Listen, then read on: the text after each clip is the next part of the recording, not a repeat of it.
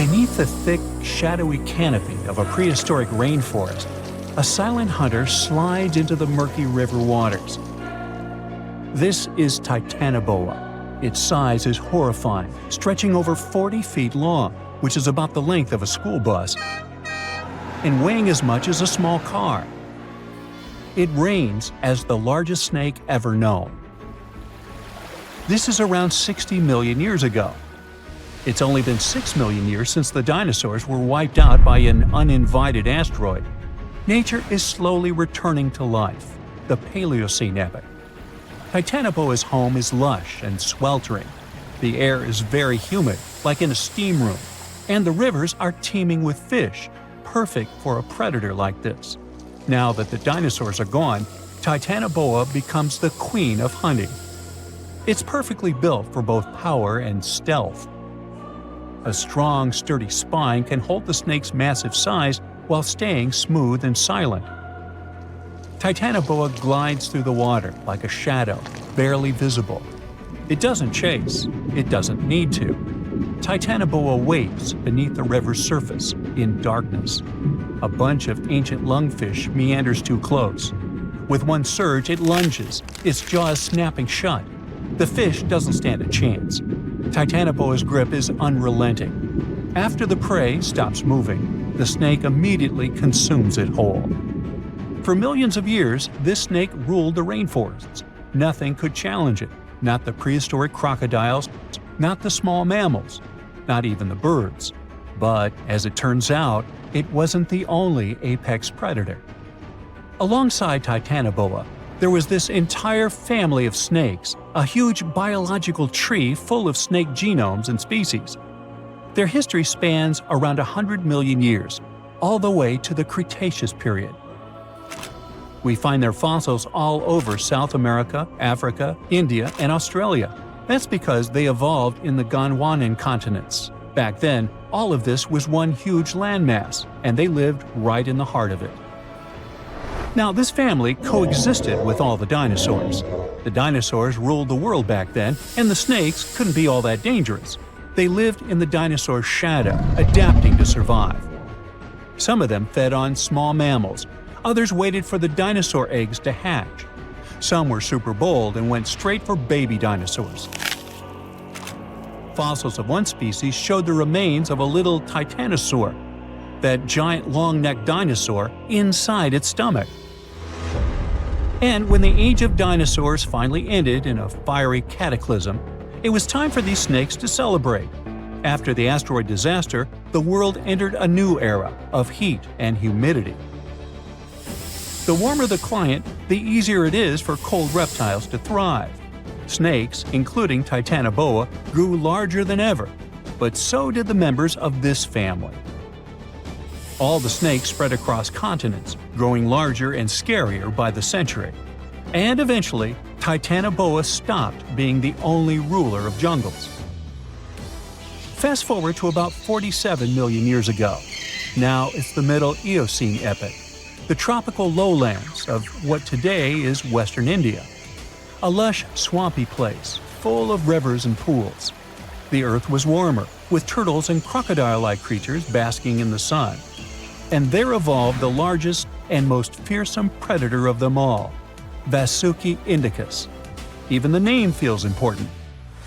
Vasuki, the serpent king of Hindu mythology, a colossal snake that's coiled around the neck of Lord Shiva, strong and loyal. And the indicus part is because the snake's fossils were discovered in India. Vasuki surpassed Titanoboa and grew to a jaw-dropping length of 50 feet, like a 4-story building. It also weighed as much as a small elephant. Unlike Titanoboa, who preferred to hunt in the rivers, Vasuki mostly hunted on land, though it still could venture into the water when needed. It prowled the marshy ground with quiet, calculated movements, blending with the dense undergrowth. Vasuki also ate crocodiles, massive turtles, and even early whales in local water pools. No one stood a chance. It had immense muscles and squeezed with unimaginable force. But the snake's jaws were much scarier. Unlike Titanoboa and today's pythons, Vasuki couldn't swallow massive prey whole. Instead, it ate them alive with its teeth, just like this. Fast and absolutely brutal, it was an apex predator of its time. And don't forget that we're not talking about one Titanoboa or one Vasuki. These snakes were part of entire populations. In the Paleocene, rivers were full of various Titanoboas. Some were younger, smaller ones, fighting for survival, while the oldest and largest ones dominated the waterways, in the same way as generations of Vasuki indicas competed with each other for thousands of years. Through the years, many siblings of this family got themselves a region to rule over. For example, alongside Vasuki, this big guy was thriving in northern Africa, in what is today's Egypt. Back then, this land was full of water and swamps. Before we learn more about other snakes, this one was considered the largest, about 36 feet long. That's still bigger than today's most powerful snakes, like the green anaconda. But then, we reached the Pleistocene epoch, from about 2.5 million years ago to only 11,000 years ago. Modern humans were evolving all over the world, and now the snakes had a new problem, an even worse one than dinosaurs. While we were developing brains, in Australia, there ruled the local king of snakes. Their names also come from legends. That's how Indigenous Australians called their mythological rainbow serpent the creator of the world. It's like a problem of a chicken and an egg. Was the snake named after a deity, or did the Aboriginal people create their deity after a snake? Ancient Australians coexisted with those predators for thousands of years. They warned their children how to avoid dangerous spots, passing down stories of the terrifying serpents. In their legends, the great rainbow serpent was shaping the land, rivers, and features of the world. These legends were most likely inspired by the powerful nature of those snakes. If only they knew that these animals weren't even as huge as Vasuki or Titanoboa. Though they were still dangerous. Urlungor was up to 26 feet in length. They preferred the more green and humid parts of Miocene Australia, like waterways with lush plants around the riverbanks. And there was much more potential prey. Urlungor had a thick body as wide as a human thigh. It loved to hunt in what is today the northwest Queensland. Its fossils were found in the limestone of Riverslade. It was a fascinating find. The skull was almost intact, with teeth and everything, which is crazy considering that snake skulls are very fragile and usually don't survive fossilization. Just like snakes before it, Urlungor didn't rely on venom. It was a constrictor, quick and powerful. But at least now these reptiles weren't as brutal. Their hugs quickly caused cardiac arrest in their prey. So the end came rather quickly. Also, they no longer could swallow the prey whole, and didn't have the same sharp teeth as Vasuki or Titanoboa. So both Urlungor and Wanambi had to eat very slowly, just like pythons today. Meanwhile, Wanambi was about 20 feet long. This one had a similar head, so it could only hunt marsupials, reptiles, and other little things that ventured too close.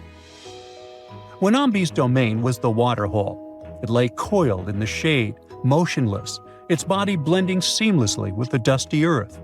If kangaroos and wallabies cautiously approached to drink, they wouldn't even notice the predator until it was too late. The Wanambi snakes lingered in Australia for millions of years. Even when the climate and ecosystem changed, it didn't bother these guys. In fact, they thrived in Australia's cooler, drier regions. Yet, even giants fall. Time moved on, the earth cooled even more, and nature began to change. Wanambi managed to last up to around 50,000 years ago, and could have lasted longer if it wasn't for humans. The same Aboriginal Australians who once feared Wanambi eventually spelled the end for the snake. All these years of being the apex predator, only for the little apes to hunt you into extinction. But that's how evolution goes.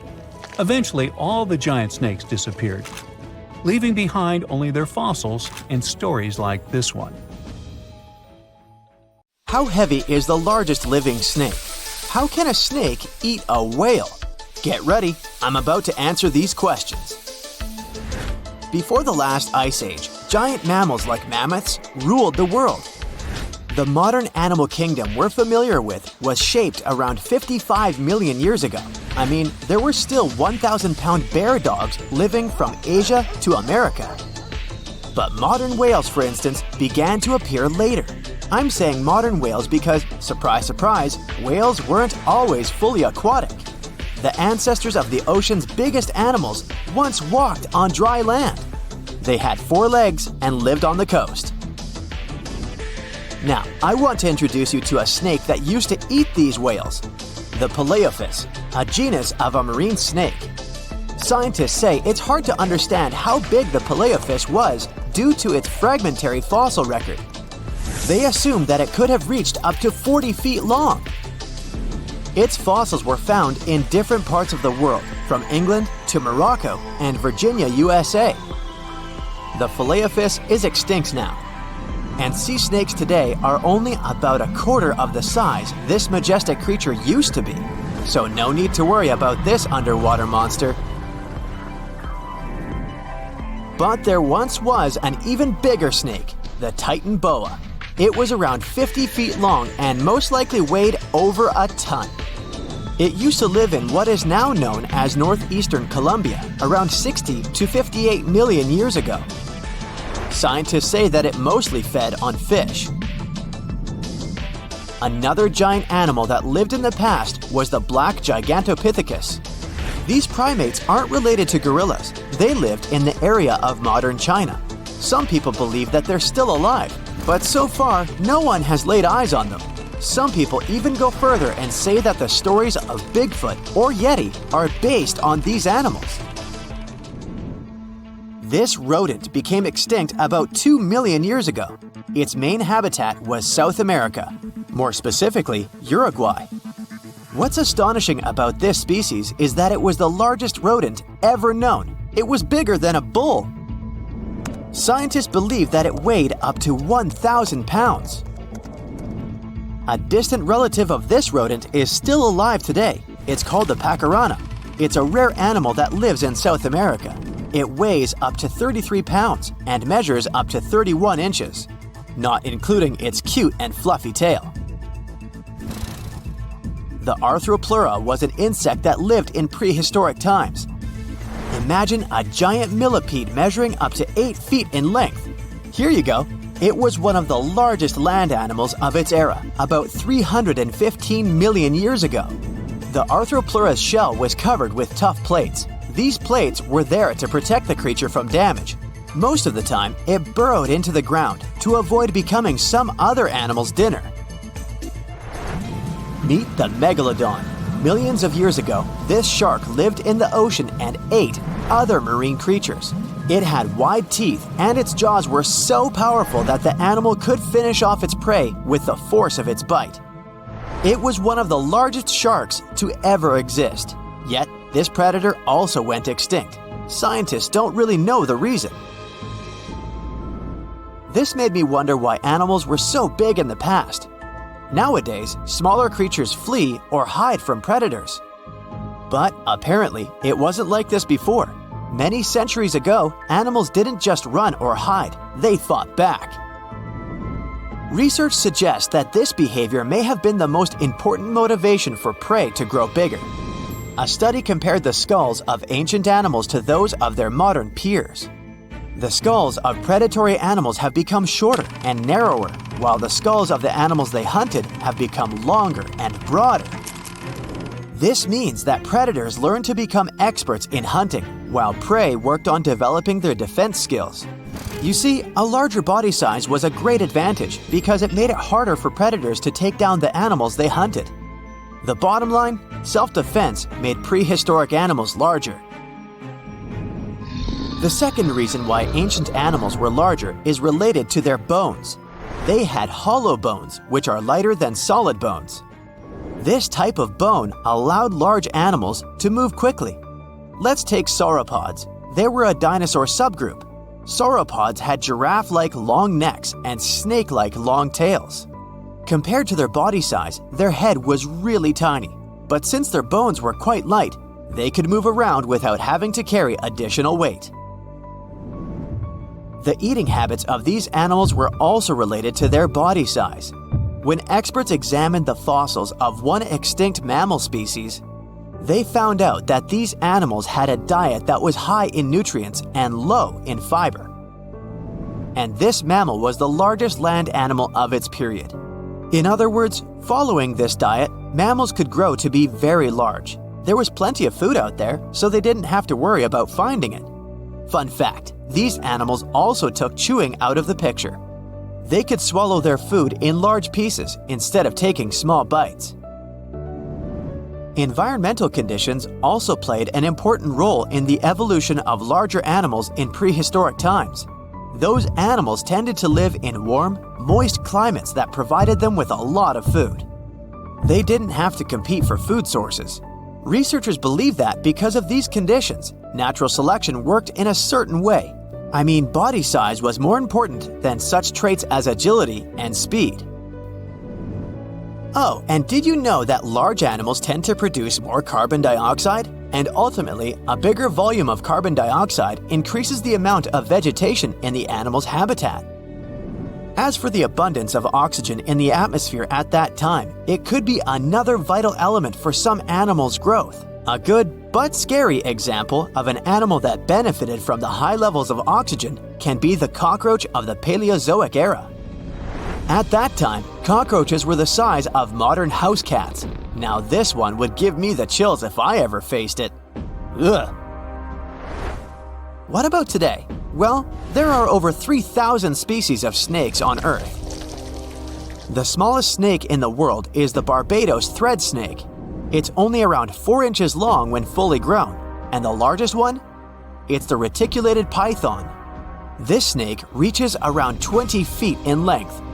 The longest python was discovered in 1912. It measured 32 feet long. As for the largest and heaviest reticulated python, it was named Medusa.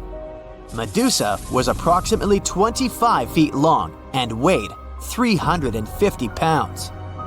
These reptiles lived in Southeast Asia in rainforests, woodlands, and grasslands. Don't be confused though, the reticulated python isn't the heaviest snake in the world. This title belongs to the green anaconda. It weighs approximately 500 pounds. Green anacondas are found in South America and Trinidad in damp, humid areas. I have a bonus for you. Here is a flying snake. You can find these snakes in Southeast Asia. They don't fly like birds, of course, but they do use the power of flight. They can go as high as 300 feet. They leap from tree branches into the air. Once they take off, it's all about aerodynamics. Their main technique is flaring their ribs and pulling in their abdomens. While airborne, they undulate from one side to another and slightly up and down. This motion helps snakes to turn and glide. Why bother with all this if they can just crawl in an old-school way? Scientists aren't sure, but they believe it might be related to escaping from predators. This way, they move from one tree to another without having to get down to the ground. Every now and then, people discover fossils of animals that lived millions of years ago. These ancient discoveries continue to capture our imagination. Which of these animals would you like to see alive? You have an hour before you take your last breath, even though just a second ago you were perfectly healthy and nothing posed any danger to your life. Well, the good news is your life can still be saved. Effective antivenoms are available, but if you choose to neglect the sting, you'll bite the dust for sure. This camouflage artist is the world's most lethal fish. In total, there are around 1,200 venomous fish on our planet, but the stonefish is the toughest one. They've got 13 dorsal fins that can inject extremely poisonous venom. Remember I mentioned camouflage skills? It's the main twist to this story. You see, unlike sharks or any other predator fish, the stonefish won't attack you. It's not a predator, it's prey. So, to stay safe, it needs to somehow protect itself. Thus, it developed a super skill of turning into a stone, sort of. So, if you ever get stung by this guy, it's not because it's aggressive, it's because of an unfortunate course of events. Most people had this unpleasant experience just because they accidentally stepped on a stonefish while it was pretending to be a stone or coral on the bottom. As you might have guessed, something that can easily pretend to be a stone doesn't exactly look cute. These guys are scaleless, their skin is covered in multiple warts, and they are multicolored. You can see shades of gray, brown, and patches of orange, red, and yellow. Sometimes they can even be covered in algae. They occupy quite a large territory in the Indo-Pacific Ocean, which means they're everywhere, from Mauritius to Queensland in Australia. Okay, we're going to need a disclaimer here. This fact is very sensitive, but if you want to live your life long and healthy, I suggest you don't skip it. This is a fly. Pretty harmless and definitely way less powerful than you, a human being, are. Yet, chances are that this gentle buddy can destroy your body. Now here's how the story goes. Some time ago, a lady from the UK decided to go on a cool trip to South America. Sounds exotic and not banal at all. Rochelle, who was 27 back then, went to Peru with her boyfriend. When she got back to her home country, she started having severe headaches. She couldn't understand what was going on. Then, half of her face felt terrible discomfort, and suddenly, some weird sound in her head started haunting her. One day, she went to bed, only to wake up the next morning to see that her pillow was soaking wet with some weird liquid. Not blood, not water, just some substance. She rushed to the hospital, where doctors said she had an ear infection. But when doctors looked closer, they saw a hole in her ear canal. It was around half an inch big, but it was swarming with maggots. Yeah, ooh. Now, Rochelle was lucky. The emergency brain scan showed no major damage whatsoever. The eardrum, blood vessels, facial nerves, they were all right. The big question was how to make the maggots leave poor Rochelle's ear. We all get it, it's pretty tight inside the ears, and even small forceps weren't very helpful. So to save the lady, the doctors decided to use olive oil. They expected the maggots to drown, and indeed 2 maggots did. Yet there were 8 more. The most horrifying thing was that the lab analysis showed that a New World screwworm, that's the official name of the fly that interfered with Rochelle's health, had laid eggs in the ear canal that the maggots were chewing. But how on earth did this happen? Well, while she was on vacay in Peru, she once walked through a swarm of flies. One of them got into her ear. She shooed it away, but it had more than enough time to lay eggs inside. Doctors helped Rochelle evict the unwanted guest, and luckily, there won't be any long-term consequences.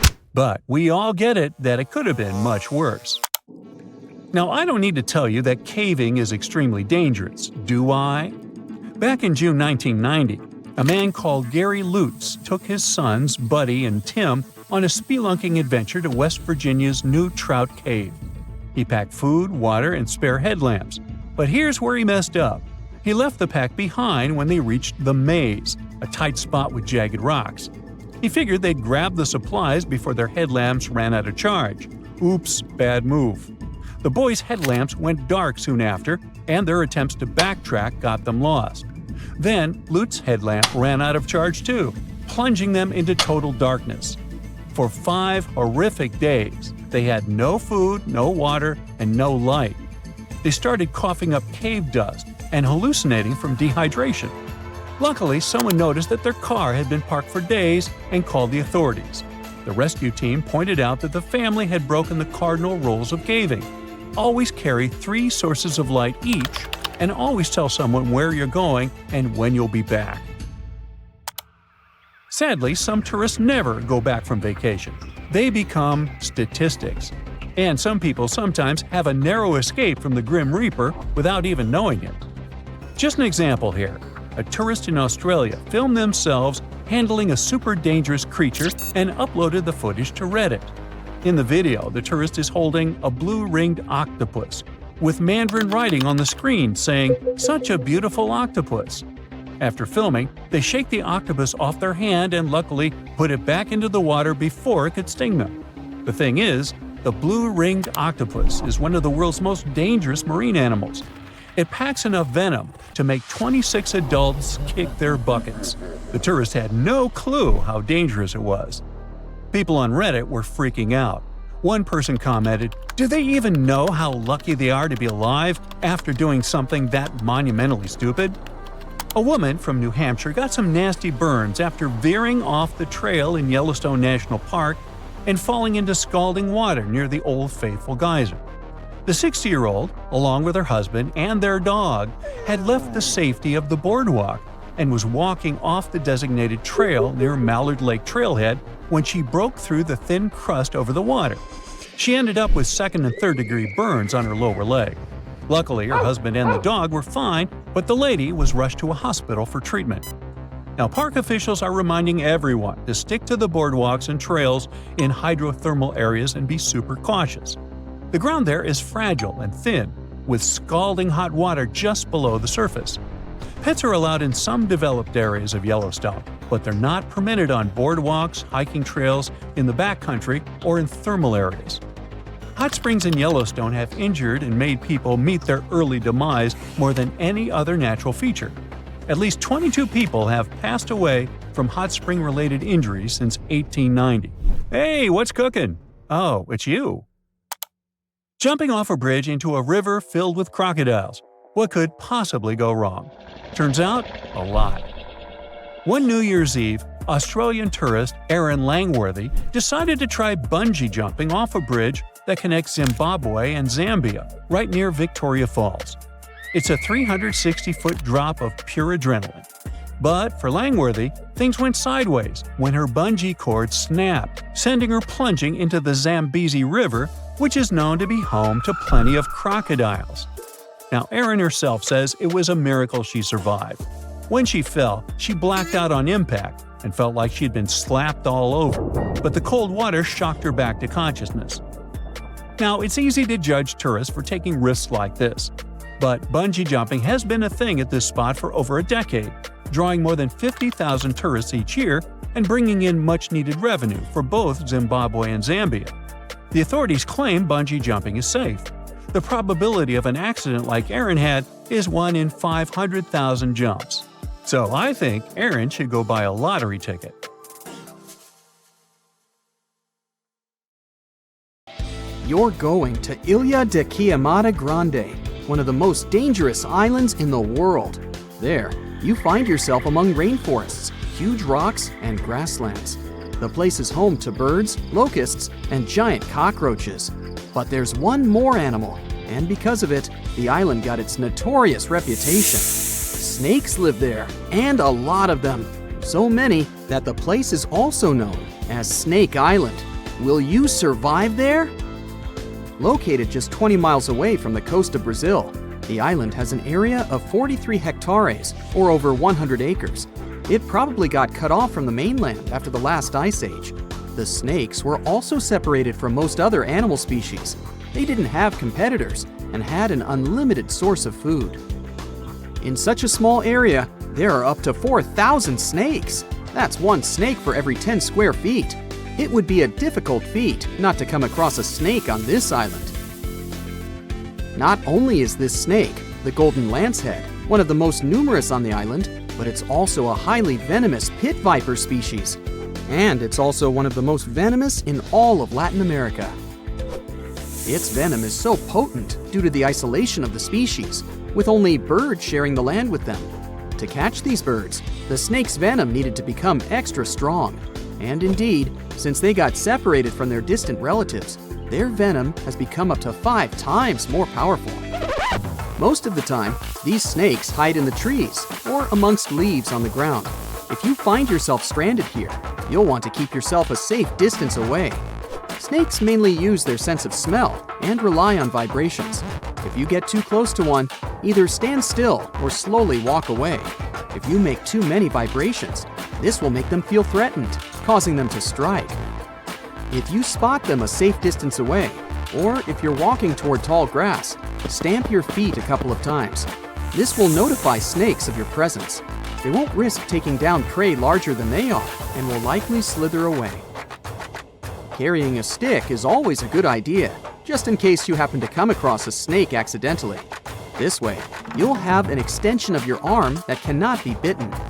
This simple thing might save your life. A stick with a V shape on the end will give you even more advantage. Even if a snake starts acting aggressively, holding it down will stop it in its tracks. But whatever happens, don't try to pick it up. Okay, but what if you get bitten? The chances are pretty high on this island, of course. First of all, don't try to get the venom out on your own. Make sure you call emergency services immediately. And once help is on the way, apply a wide bandage. A piece of clothing will do if you don't have anything else. Don't try to chase the snake trying to identify the species. Emergency services know how to figure out what venom it is.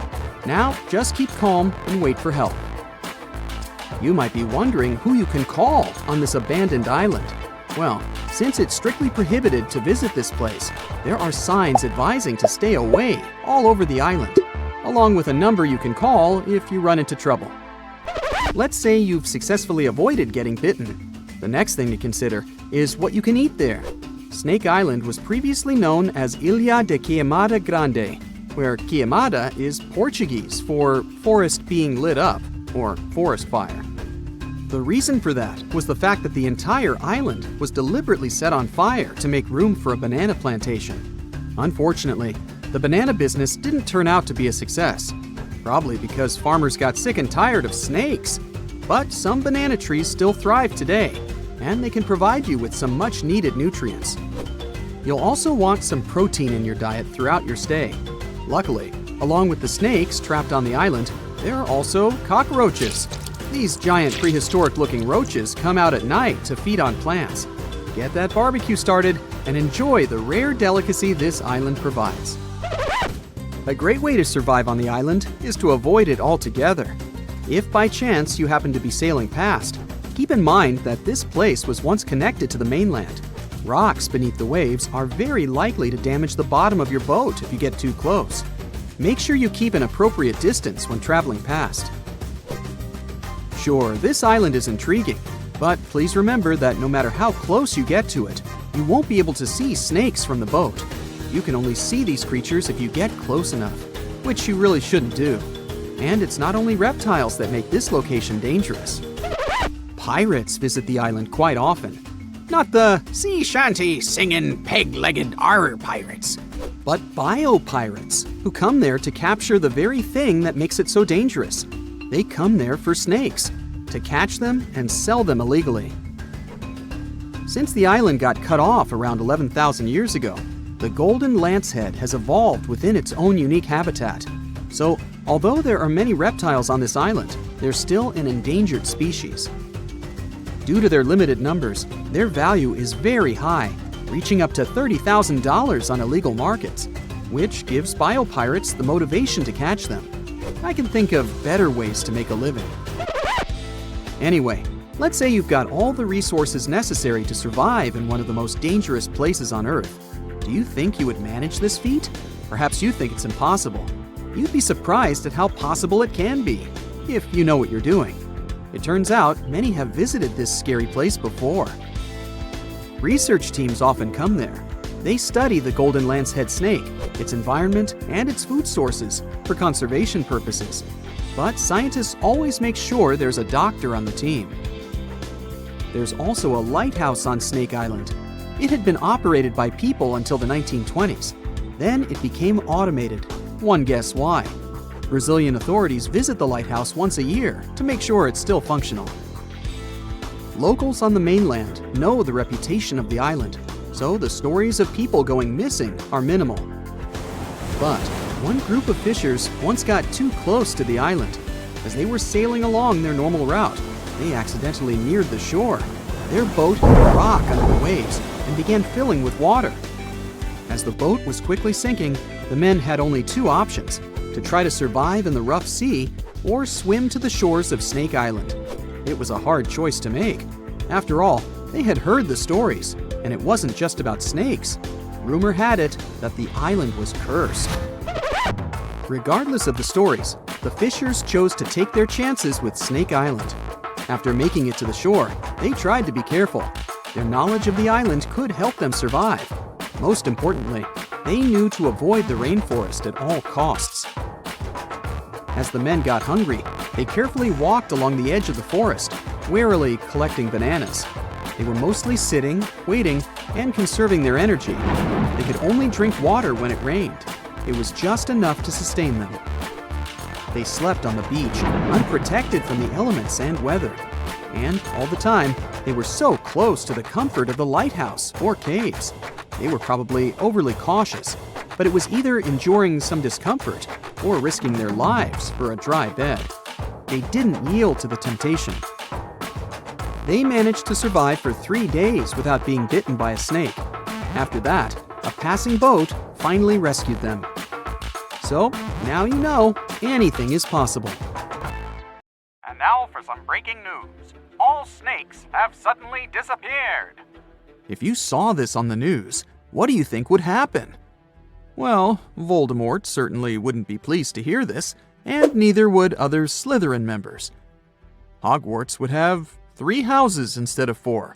Parseltongue, which is the language of serpents, would become useless. Okay, Potterheads, let's get back to our Muggle world. How would it affect us? Well, let's look at the bright side first. People with ophidiophobia, which is the fear of snakes, would be so relieved. We can all agree that snakes aren't exactly everyone's favorite animal. Some snakes are venomous, and this doesn't help save their reputation. It's often overlooked that these animals usually prefer to retreat when you encounter them. They can become defensive if threatened, but when left alone, they don't want to mess with you. Try telling this to people with a phobia, though. Now they can enjoy outdoor activities, such as mountain climbing, like everyone else. And yet, they would have other worries in the absence of these serpents. The design of the ecosystem works like a clock. Every species has an important role. If one goes down, the others will be affected. Snakes are no exception to this order. They primarily snack on mice or rats. They help to control rodent and other small mammal populations. This is important in terms of preventing the spread of diseases, too. Think about the spread of the plague of medieval times. Driving out all reptiles could cause a similar problem. Did you know that the bubonic plague was never completely gone? It's been spotted in modern times too. For instance, in Madagascar in 2008. So it's good to have some snakes around to protect us from disease outbreaks. You see, snakes are excellent hunters. They ambush their prey by using their highly developed senses to find and track their potential dinner. They're super mobile, can squeeze through cracks, climb on rock walls, and swim. They can even fly. Well, sort of. Flying snakes can't actually gain altitude, but they can glide. They use the speed of free fall and contortions of their bodies to follow airflows and lift themselves. Yeah, they can catch their prey in numerous ways. If we imagine a world without them, it will lead us to another phobia. Allow me to introduce you to mussophobia. It's the fear of mice and rats. People with this phobia will have a hard time with all those rats wandering around, since there are no snakes to eat them. Not to mention that a single pair of rats can have 1 million descendants in over a year. Say hello to crop damage. An overpopulation of rodents can lead to a shortage of food and competition for resources. Do I feel the Hunger Games vibes? Oh, and mice wouldn't be our only problem. You can add insects to the list too. Again, without snakes, they'll throw a party in the streets. Reptiles also play an important role in the natural environment and food webs as prey. Mongooses, eagles, and hawks would really miss snakes. Eventually, some populations of large mammals would decline, and this could lead to the extinction of some species. Then there's medicine.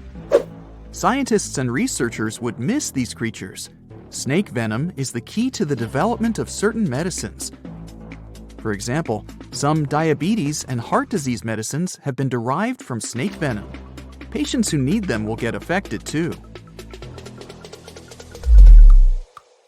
When we mention snakes and medicine, there's something else that comes to mind. Botox. Is it really snake venom? Nope. Snake venom used in skincare isn't obtained from the animal itself. It turns out that this ingredient is called snake. It's a human-made ingredient designed to mimic the effects of temple viper snake venom. Now let's picture what life would really look like without snakes. I'm starting with day 1. People don't immediately notice the absence of these creatures. So, in the first few days, especially in cities, people would have no clue that all snakes are gone. Workers in zoos could start to panic. You would see some news about snakes missing from zoos. Then people in zoo administrations would go through CCTV footage. They would be shocked to see that snakes disappeared into thin air. After the spread of this news, authorities would probably open special departments to see if they have any snakes left in their country. Then it would turn into a worldwide issue. Some sort of a global alliance would be established to investigate what happened to these reptiles and what could be done about it. By the time authorities and people understood the severity of the situation, ecosystems would already start to change. People who live in urban environments may not be directly affected in the first few months. Then they would see more mice in their houses and in the streets. Around 500,000 mice live in the network of tunnels of the London Underground, for example. The number may vary, but many rodents live in large cities. These animals would become more visible. You'd open a kitchen cabinet and, oops, you'd see a mouse looking at you from behind a jar of peanut butter. New career opportunities would arise, since the demand to live in a mouse-free environment would skyrocket. Authorities might introduce new taxes to raise money to handle this new situation. After all, they would need to provide people with safe places to live. Of course, it would be not only urban places that would be affected by the absence of snakes. The countryside would have even more problems. Without snakes, the number of pests would increase. These animals would start destroying crops and habitats of other animals, and farmers would be in serious trouble. Authorities would need to support people living there and find ways to protect the environment, which would be their top priority. Researchers and scientists would have to take a huge responsibility. Maybe they'd create artificial snakes that could be nutritious like real snakes, so that animals like eagles would hunt them and continue to live. What artificial snakes would look like is a mystery. I can't imagine them. I'll just leave it to you. If we flashed forward to 5 years from the first day of the world without snakes, we would face an entirely different world. Maybe we would have a special day for it, the 5th anniversary of the world without snakes. The changes would be obvious, but by that time, people would have probably got used to living in that different world. Some restaurants would have already made changes to their menus. Goodbye to snake soup. Then there would be new museums dedicated to snakes. You'd be able to read about the story of their evolution and see their fossils. Maybe you'd stop by the museum souvenir shop to buy a snake-shaped pen for your friend. Lastly, we would still be looking for alternatives to snake venom in the field of medicine. I mean, it's a relief for people who show allergic reactions to snake bites, but these animals are crucial for some studies and medicines. So, researchers would still be busy trying to find alternatives that could replace snake venom. If we went 200 years ahead in time, we would see a world where people have fully accepted that snakes are gone for good. So much so that younger people would only know that there was an animal named a snake that once lived on this planet. They would get to know this animal from history books and videos. Coloring books would have a cat or a dog, but not a snake. Mythical creatures like Medusa and Shamaran would become even more mystical and interesting. Oh, and we wouldn't compare a sneaky person to a snake anymore. There would be a new definition for them. We've survived the Ice Age, meteorites, and many other challenges, so we'll probably figure something out. Fingers crossed that this scenario never gets real, though. Do you have any other version of how events could unfold in a snakeless world? In 1991, somewhere in the lush jungles of central Vietnam, a local logger found a mysterious hole among the foliage and bushes. He looked in there and felt a strong wind blowing into his face. Then he heard a strange sound from the cave depths and realized that it was the sound of a river. The logger didn't check the cave, but decided to go back there with a flashlight and a rope. When he returned, he couldn't find the cave anywhere. He spent a few years searching for it. Finally, in the 2000s, the logger managed to locate it again. In 2009, he brought scientists to this place. They found out the cave, called Sundong, is the largest in the world. There's so much space here that you'll hear a long echo if you shout. Sundong's main passage reaches 660 feet in height in some places, which is more than half as tall as the Empire State Building. The area of the cave is so huge that an entire New York City block with 40-story skyscrapers would fit in there. There's a deep underground labyrinth under the jungles of Vietnam, hiding 3 of the largest caves in the world, and Sundong is number 1 on this list. The vast space inside is filled with various plants, unique microclimates, and different landscapes. There's a real jungle growing underground. It became possible thanks to the collapsed ceiling in some places. It lets sunlight penetrate there from above. There are huge stalactites 250 feet high on the ceilings and walls, which is more than the length of a passenger Boeing. They've been here between hundreds of thousands and millions of years. Some limestone deposits are more than 450 million years old. It means they've existed since the time long before the dinosaurs. Besides the jungle, there are also many rivers in the cave. They were formed because of rainwater coming down from holes in the ceiling. These rivers are smooth and fast, like slides in a water park. But riding them isn't the best idea, since they can carry you into one of those long labyrinths that the cave is full of. And we still don't know where they're going. You may find yourself in another unknown part of the cave. This is what happened in 2018. 3 divers accidentally discovered new areas in Sundong. The cave turned out to be much bigger than everyone thought. They dove into one of the cave's lakes and reached a depth of 256 feet. At the bottom, they found a separate tunnel. Divers lowered a fishing line with a lead weight there and found out that this place reaches a depth of 394 feet, and the tunnel is more than half a mile long. We still don't know the exact size of the tunnel. Sundong also connects to another huge cave. There are lots of things you can see in Sundong besides underground labyrinths and rivers. You can find spacious rooms with lakes, and you can walk for hours along dark mountain corridors. This place is strikingly beautiful, but dangerous at the same time. And the coolest thing is that you can take a walk here. Since 2013, Sundong Cave has been open to tourists. It's not just an easy walk to take some selfies, though. The expedition to the cave lasts for several days. For the first day and a half, you'll explore the 3rd largest cave in the world. And only after that, you'll reach Sundong. The path will take you through rivers, dense jungles, mountains, and rocks. You can meet many exotic birds, monkeys, and other animals. And according to many people, the way to the cave is even more impressive than the cave itself. When you reach your destination, you'll spend the next few days exploring Sundong. Together with other tourists, professional guides, and porters, you'll be sleeping in tents in different places in the cave every day. You'll see some stunning landscapes and, get ready for this, 400-million-year-old majestic fossils. There are also dark rooms with lakes that are good for swimming. Such adventurous expeditions become more popular every year. People who visited the cave call it the most amazing place they've ever seen. Another amazing cave is located in Indonesia, on the island of Flores. It's quite small, but holds amazing things inside.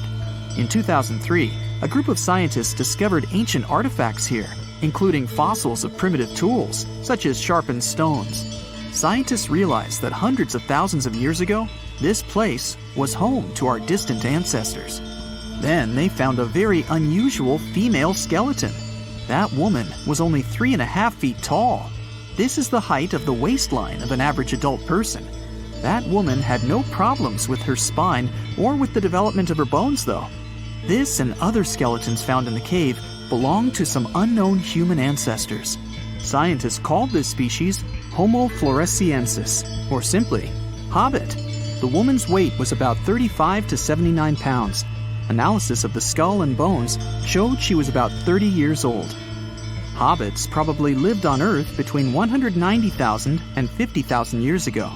There's a chance they met the ancestors of modern humans. The next cave is in Turkey. Imagine that you live in an old house and decide to make some repairs. You throw all the old stuff out of the rooms. The last place to sort out is your basement. You've hardly ever visited it and have no idea what's hidden there.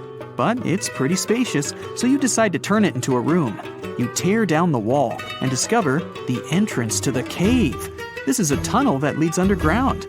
You walk through the cave and see a real underground city. This happened in Turkey in 1963. One of the locals discovered a secret passage to a lost city in his basement. About 20,000 people could live there. There was enough space for livestock and food supplies. It's not just a maze of tunnels. There's a chapel, a school, stables, kitchens, walls, and other signs of civilization. The city was built in the Byzantine era, in the years 780 through 1180. It's not the only one down there and is connected to many underground tunnels and towns that stretch for several miles. Let's finish our journey in the strangest and most frightening cave. We're going to the southeast of Romania, near the Black Sea. Here, on a desolate wide plain, you can find a hole. This is a tunnel leading deep underground. The air inside the cave has high levels of hydrogen sulfide and carbon dioxide. Under normal conditions, the air we breathe contains around 20% oxygen, but it's only 10% here. You won't be able to breathe freely without an oxygen tank. The water and air here are poisoned. Almost no animals are able to live in such conditions, at least the ones we know about. And this cave is filled with 48 species of living organisms, 33 of which are new unknown species. Creeping things that live here can scare you, especially if you're afraid of bugs. Strange white snails and white spiders are crawling along the walls. An unknown species of leeches and transparent shrimp are swimming in the water. White millipedes with huge mustaches are creeping on the ground. Here you can also meet an unknown kind of scorpion with a transparent white body that doesn't look like any other kind of scorpion. Nothing here looks like ordinary animals at all. All creatures in the cave are white or transparent. They don't have eyes, but they have long paws and antennae whiskers that help to navigate in space. Plants can't live here without sunlight and clean air. This means that oxygen isn't produced in this place. So how do these creatures manage to survive? The answer is in the water. The surface of the lake and puddles here is covered with strangely moving foam. This substance is a living organism. It consists of 1 billion bacteria called autotrophs.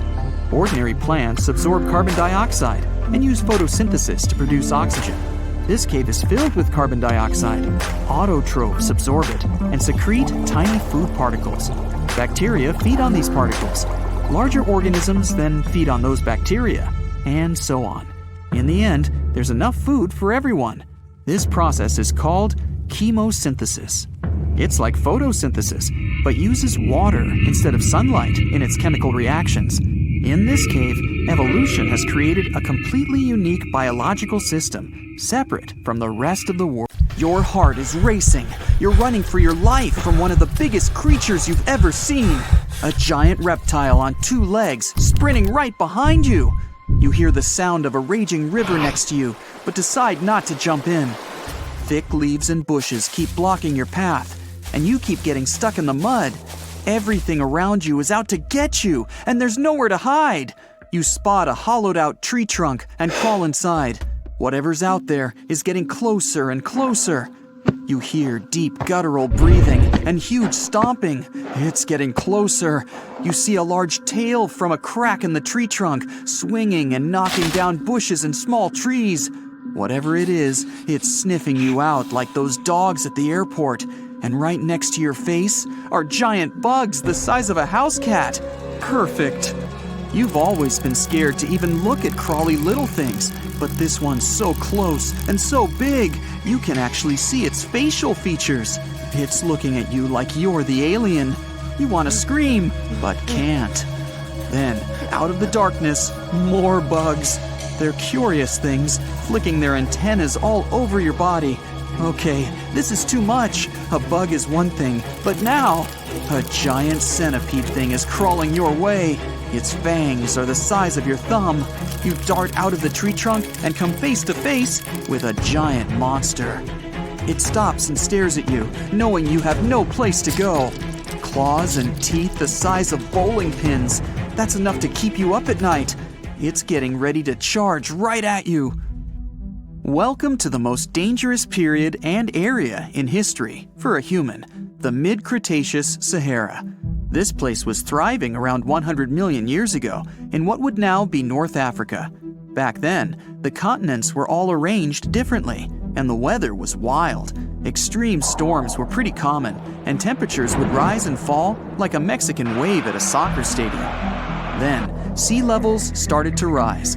Water flooded the Kem region, an area between modern-day Algeria and Morocco.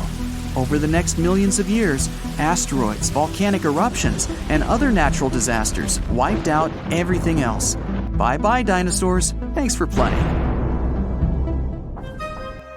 You probably think of the Sahara as one of the most inhospitable places on Earth, but back when it had trees and rivers, it was even more dangerous. The famous River of Giants was a huge river system that stretched from modern-day Egypt all the way to Morocco. The land was flat and not much vegetation grew there, but it was enough for life to exist. Frightening, scary life. That creature you're staring at, it's a giant, scary-looking theropod, and it's out to get you. Imagine a T-Rex-like dinosaur that's more than 32 feet tall and has an epic jawline. Scary stuff. They were the top dogs in the food chain back then. And that's why this place and period in history was so unique. The entire area had an incredible imbalance between hungry dinos and poor little dino snacks. There wasn't enough food to go around. Scientists were never able to find much evidence of herbivores. That means it might have been a royal rumble of carnivorous creatures waiting to pounce on each other at any moment. So, after a while of having a stare-down contest with a giant theropod, a shadow creeps up on you from behind. You're too scared to turn around, but the growling is louder than anything you've ever heard. It shakes you to the core. You turn around and see a Spinosaurus, and that's about all you can see. You know how they always show the T-Rex as the king of the dinosaurs? Well, this one would be, what, the emperor? It stands about 50 feet tall and has a sail of scales on its back, the size of a regular human.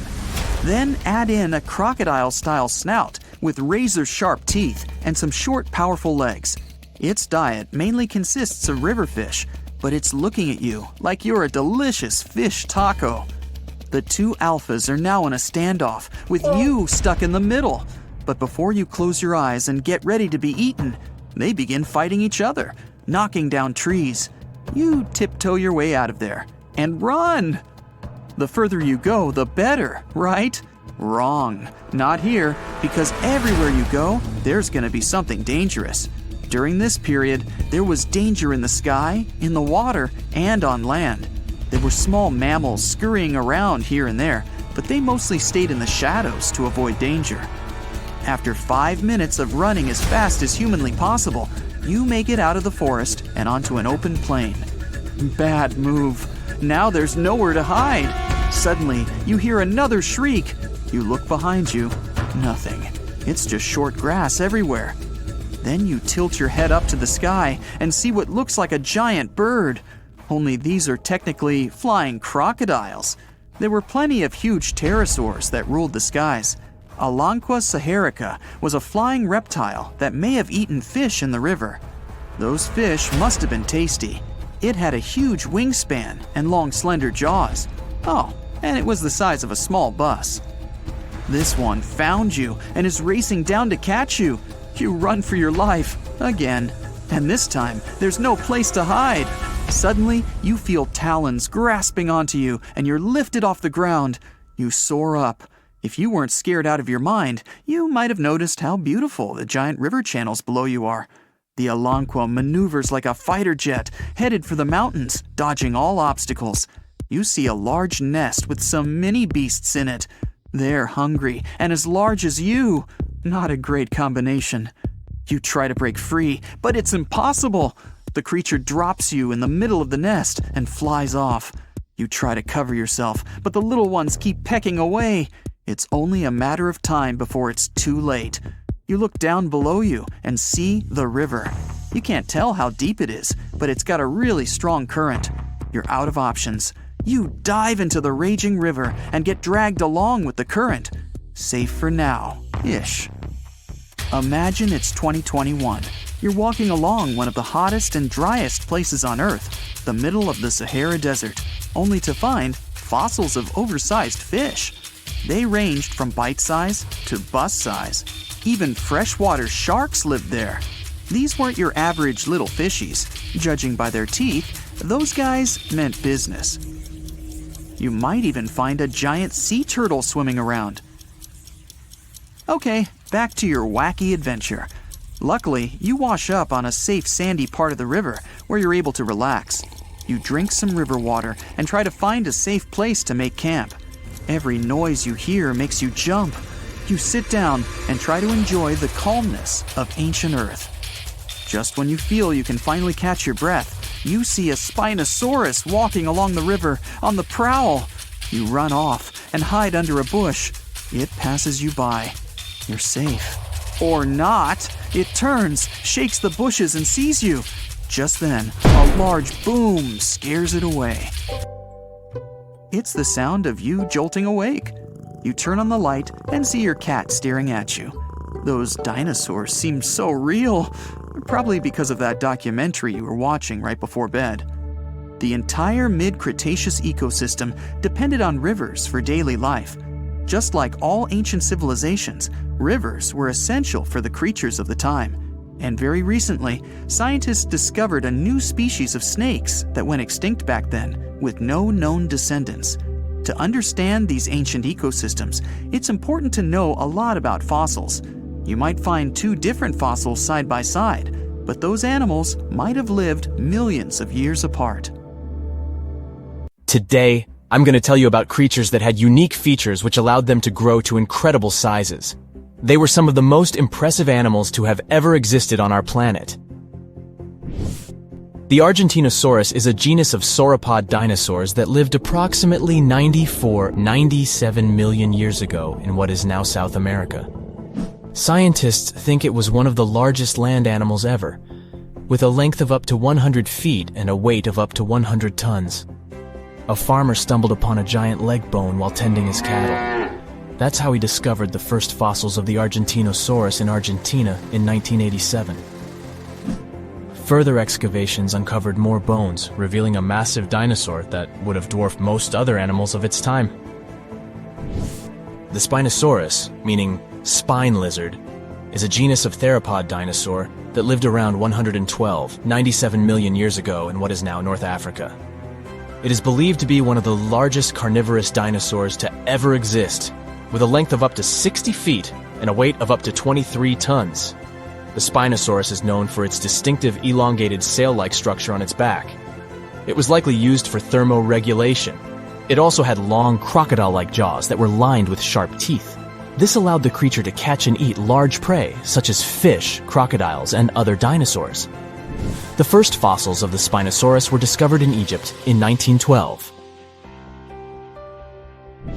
The sperm whale, Physeter macrocephalus, is a species of toothed whale that is the largest toothed predator on Earth.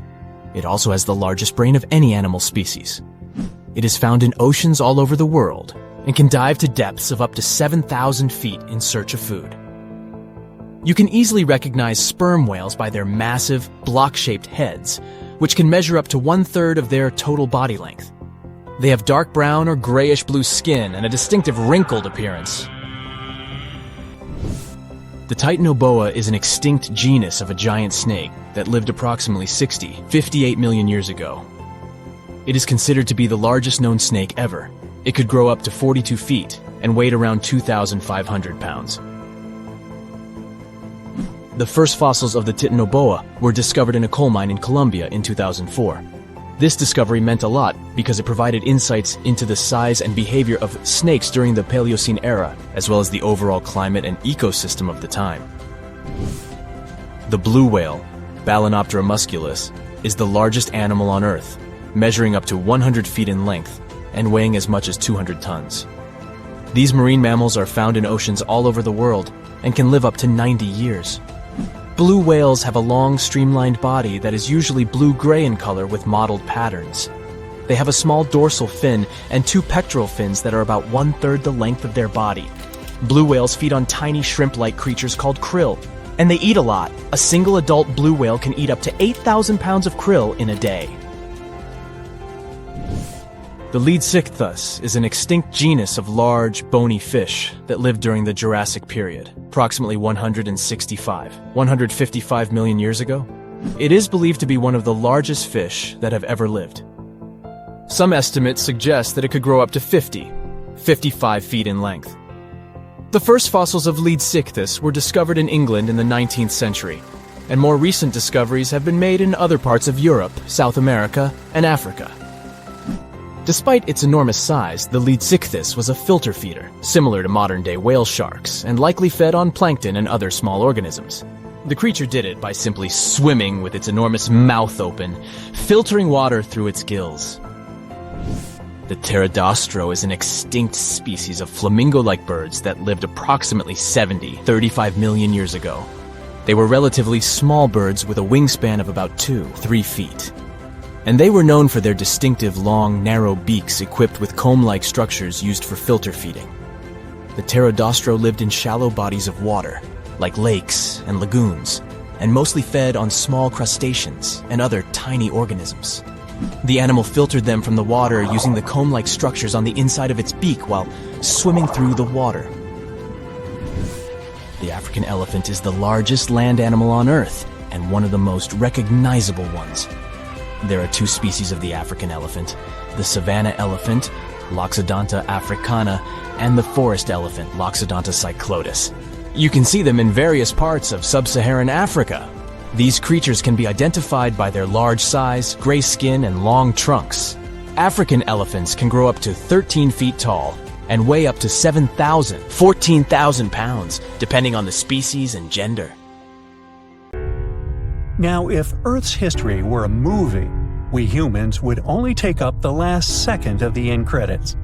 Our planet has been around for about 4.6 billion years, but our human story began about 300,000 years ago in Africa. Now, our ancestors had some wild adventures in nature. They could have run into creatures so big they'd make today's elephants look like puppies. The woolly mammoth is a pretty famous animal, sure. His cousin, though, the Colombian mammoth, not so much. This giant used to roam places from Canada all the way down to Mexico. Unlike the furrier woolly mammoths, which hung out in colder places, these animals had shorter hair, resembling huge elephants. They also had incredibly large tusks, like 12 feet worth of spiraling, sturdy tusks. And they weren't just for show, they came in handy when facing predators. That includes our ancestors. If you think about sloths these days, you're picturing these adorably slow creatures. They couldn't possibly be in your list of most dangerous animals. Well, their grandparents might have. For starters, we call them ground sloths, and they vary a lot in size. Some were as big as rhinos, and others, like the Megatherium, were as colossal as elephants. Imagine seeing a 20-foot-long sloth which doesn't mind chewing on some meat every now and then, at least in theory. Ever heard of Bigfoot? Well, our next animal kind of looks like him, but is a distant cousin to orangutans. Meet Gigantopithecus, the largest primate to ever call our planet its home. Standing tall at 10 feet and weighing more than 600 pounds, these animals were amazing to look at in real life. Unlike Bigfoot, they weren't constantly hiding. In fact, it's believed they were peaceful and gentle creatures. Sadly, they faded away about 100,000 years ago, mainly because their food sources slowly became unavailable. Those lush, fruity forests they called home eventually turned into dry grasslands. Next on our list is the cave hyena. Weighing a chunky 250 pounds and standing 3 feet tall, these beasts were as long as a grown-up lying down. What's even more interesting about these creatures is that they loved hanging out in groups. A pack could be as big as 30 of these animals, which meant they could easily take on even the biggest, heaviest mastodons. Our ancient families would have needed to stay alert around these hungry specimens. Sadly for these hyenas about 20,000 years ago, their numbers started going down. Soon enough, they completely disappeared from the planet. Quick pop quiz. What's called a tiger but isn't really one? It's the saber-toothed tiger. I mean, sure, they belong to the feline family, but they aren't technically tigers. First appearing around 42 million years ago, in July I think, many of their kind were gone before we even showed up. However, early Americans might have bumped into a couple of specimens from this group. If that really happened, it would have been quite the encounter. Think of the biggest wild lion today or the hefty Siberian tiger. These big cats also had some incredible features hidden in their fur. They were good at sneaking around, hiding, and pouncing on mammoths bigger than themselves. Their bite wasn't that strong, but they could open their jaws wide, like twice as much as a lion. And although their teeth were a bit on the weak side, they had buff forearms to pin down their dinner, giving those big fangs a purpose. Not the kind of kitty you'd want to play with. Dire wolves made their debut about 250,000 years ago. They were like the gray wolves we know today, but a lot stronger. While wolves these days stretch out to about 6 feet and tip the scales at 170 pounds max, dire wolves were about 5 feet and about 150 pounds. Found all over North and South America, they had admirable jaws, biting nearly a third harder than their modern counterparts. Also, their favorite snack was horses. But just like many other majestic beasts of the past, they faded away around 10,000 years ago. Now, names can be deceiving. Take the American lion, for example. It's not really a lion, it's more of a panther's big cousin. The other part of the name is correct, though.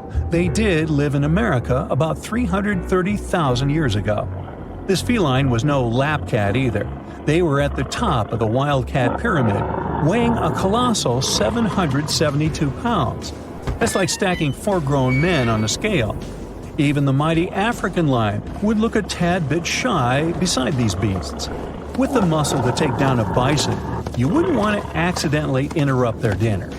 They parted ways with this planet around 11,000 years ago, right after the last ice age. Now down in Australia, about 50,000 years ago, I wasn't around then, there lurked a relative of the Komodo dragon, the megalania. Experts love to have debates on how big it was. Some say it stretched out to 23 feet. Others think it was just about 11 feet long. Either way, they were basically mega-sized Komodo dragons with a dangerous bite. If you think bears are already big and fluffy now, let's introduce the short-faced bear. While this big creature stood on its hind legs, it towered at 14 feet. With long limbs, they could outrun today's bears, hitting speeds up to 40 miles per hour. These ultra bears sadly disappeared around 11,600 years ago. Now imagine a crocodile. Okay, imagine that same crocodile, only supersized, with sporty legs, doing its thing in Australia about 1.6 million years ago. Well, say hello to the quincana. These crocs were extremely large, reaching 23 feet. And no, they weren't lazy river loungers. These creatures really loved spending time on land. They evolved to have strong legs for their chases and razor-sharp teeth designed for slicing, not gripping. When did we stop sharing beaches with them? About 40,000 years ago.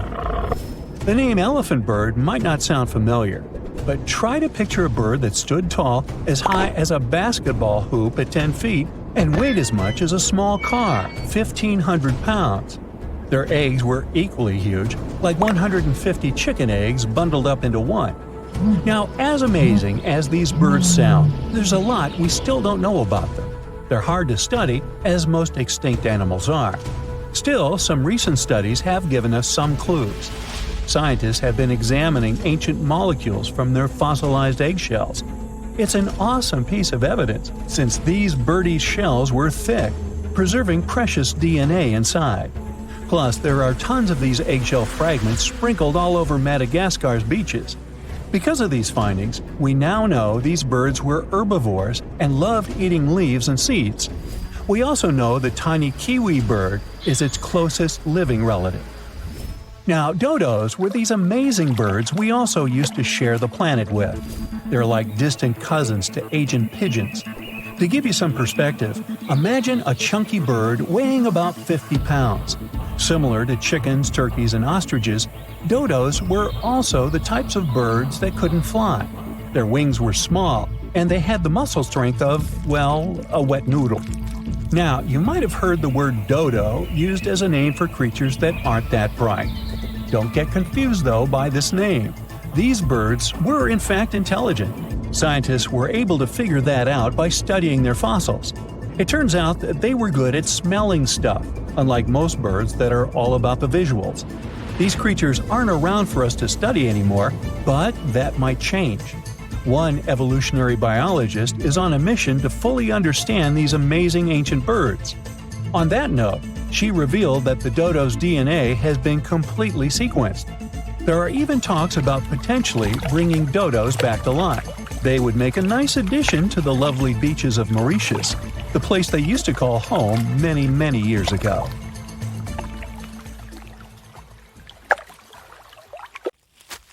Psst, run! Really, it's not safe out there. There's a saber-toothed tiger lurking around. You better be careful. What are you doing? Don't peek. Okay, just one little peek. How's this possible, you ask? That's because you're in virtual reality, of course. These cool but very dangerous-looking big cats were alive during the last ice age. What if they decided to show up at your doorstep out of nowhere? Knock knock, a saber-toothed tiger is waiting for you to buy its cookies. Meanwhile, the coelacanth, this massive-looking fish, comes from a lineage that's been around for over 300 million years. We thought they didn't exist anymore until 1938, that is, when a live coelacanth was found again. Since then, they've been roaming the waters of the east coast of Africa and the waters of Sulawesi, Indonesia. Man, I wouldn't want to go for a swim and meet one of these fellas face to face. Their jaw has an intercranial joint, which means their mouth opens up by a lot. This is so they can eat large prey, like me. Not good. They're huge, too. Imagine a fish that's as long as you're tall and weighing as much as an average human. The takahe, a flightless bird, was thought to be gone in the year 1898. They're very cute, small and multicolored, usually not taller than your knee. But picture this. You're out for a hike in the Murchison Mountains. Looking around, you spot the bird you thought was extinct. But there they are, as happy as ever, surviving and chilling. Whole colonies of takahes was indeed found just 50 years after they were pronounced extinct. Good job, tiny little birds. A singing dog. Ever heard of those? Riley does sing sometimes when he's bored or hungry, but these are real performers. New Guinea singing dogs. They've been only recently discovered again in the wild for the first time in 50 years. Still, they were never completely extinct to begin with. New Guineans made sure they were safe next to them. But in the wild, very rare and hard to catch a sight of. Look, there goes one. The New Guinea singing dogs are called so because of their famous high-pitched singing. They sometimes sing together, too. A dog choir of sorts, where they all howl together. I bet they sing better than I do in the shower. Not going far from this area, we have bats, but these ones are sort of different. You see, their ears are enormous. I guess that's why they're called the New Guinea big-eared bats. Clever. The species was found again when one of them was accidentally caught in a bat trap. Until then, I guess they were playing hide-and-seek with us, because up till 1890, they had been thought to be gone. They're still not out of the danger zone because of habitat loss. Imagine you discover a fossil of a species you thought had been extinct for a long time, yet 2 years later, a whole living group of said species is found. Well, this is exactly what happened in 1977 with the Majorcan midwife toad. It's sort of brownish in color with darker brown that makes up its skin spots. Other than that, it's just a small toad with googly eyes. The group of live toads was found close to where the fossil was, on the island of Majorca. There aren't many of them left, about 500 in fact, and as of right now, they're declared vulnerable by the International Union for Conservation of Nature. Now, are you a fan of tortoises? You will be when you take a look at this huge beauty. It's called the Ferdinanda Island Galapagos tortoise. It hasn't been seen since 1906, but on February 17, 2019, we were finally able to look at one of these beautiful creatures. It's probably out there with a few of its mates right now, but they also don't allow themselves to be seen. We only know they exist because there's a few tracks and scents. With yet another frog, we have the horned marsupial frog. They're out and about in Ecuador, in the Chocó forest to be more specific. They're called this way because of their distinctive horns directly on top of their eyes. You know the pouch kangaroos use to carry their offspring? Well, the female horned marsupial frog also has that, except it's on the back, so it acts as sort of a backpack. They develop their embryos there, and when they're ready to come out, they hatch as complete infants, unlike regular frogs where they start out as tadpoles. One more toad, the starry night toad or harlequin toad. They're black and covered with loads of white spots all over them. Lost for 30 years, it was discovered back in 2019. Picture them as big bodyguards, water bodyguards to be exact. Oh, that's a very big toad on your screen. Well, for the Arhuaco people, that's exactly what they are, guardians of water. They also have their own name for them, Guna. Sounds like a cheese. When scientists found them yet again, they came across 30 of these little creatures, but initially, they were expecting only one. Well, what a nice surprise. Here's a tiger for you, although it doesn't quite look like your typical tiger. It's called the Tasmanian tiger, and it seemingly disappeared since 1936. But then, out of nowhere, people started seeing them out there in the wild just 5 years ago in 2016. They sort of resemble dogs more than tigers, or a fox maybe. Just take a look at its muzzle. Maybe even a mix of both. Then, a few others started popping up too. And if you happen to think you're seeing one right in front of you, but you're not quite sure, check if they've got stripes on their back. They're definitely out there, but still technically marked as extinct by the IUCN. Okay, picture a horse that looks straight out of a movie scene. Tiny, gorgeous fur, very well behaved. It's tiny, but it's not a pony. It's a Caspian horse. They have an interesting backstory to them. They were discovered by Louise Leyland, who got married to an aristocrat in 1957. Having moved to Tehran, Iran, she didn't quite like how the horses behaved there, so she took matters into her own hands. She took a few people with her, and off they went to the Caspian Sea mountain. And in there, they found 3 of these beautiful tiny little horses. Well, that's how the story goes. Coming up next, a possum that was found in an unexpected place. Guess where? You have 3 options to pick from: hiding in a ski resort, in the Australian outback, or in someone's apartment in the bathroom. Which one do you choose? You have 3 seconds. The right answer is a ski resort. Yes, this possum is called the mountain pygmy possum, and it's originating from Australia. So far, there are 3 different living populations of this tiny possum, but it was believed to be extinct until just 1966. There are fewer than 100 of them, so the IUCN has marked them as critically endangered.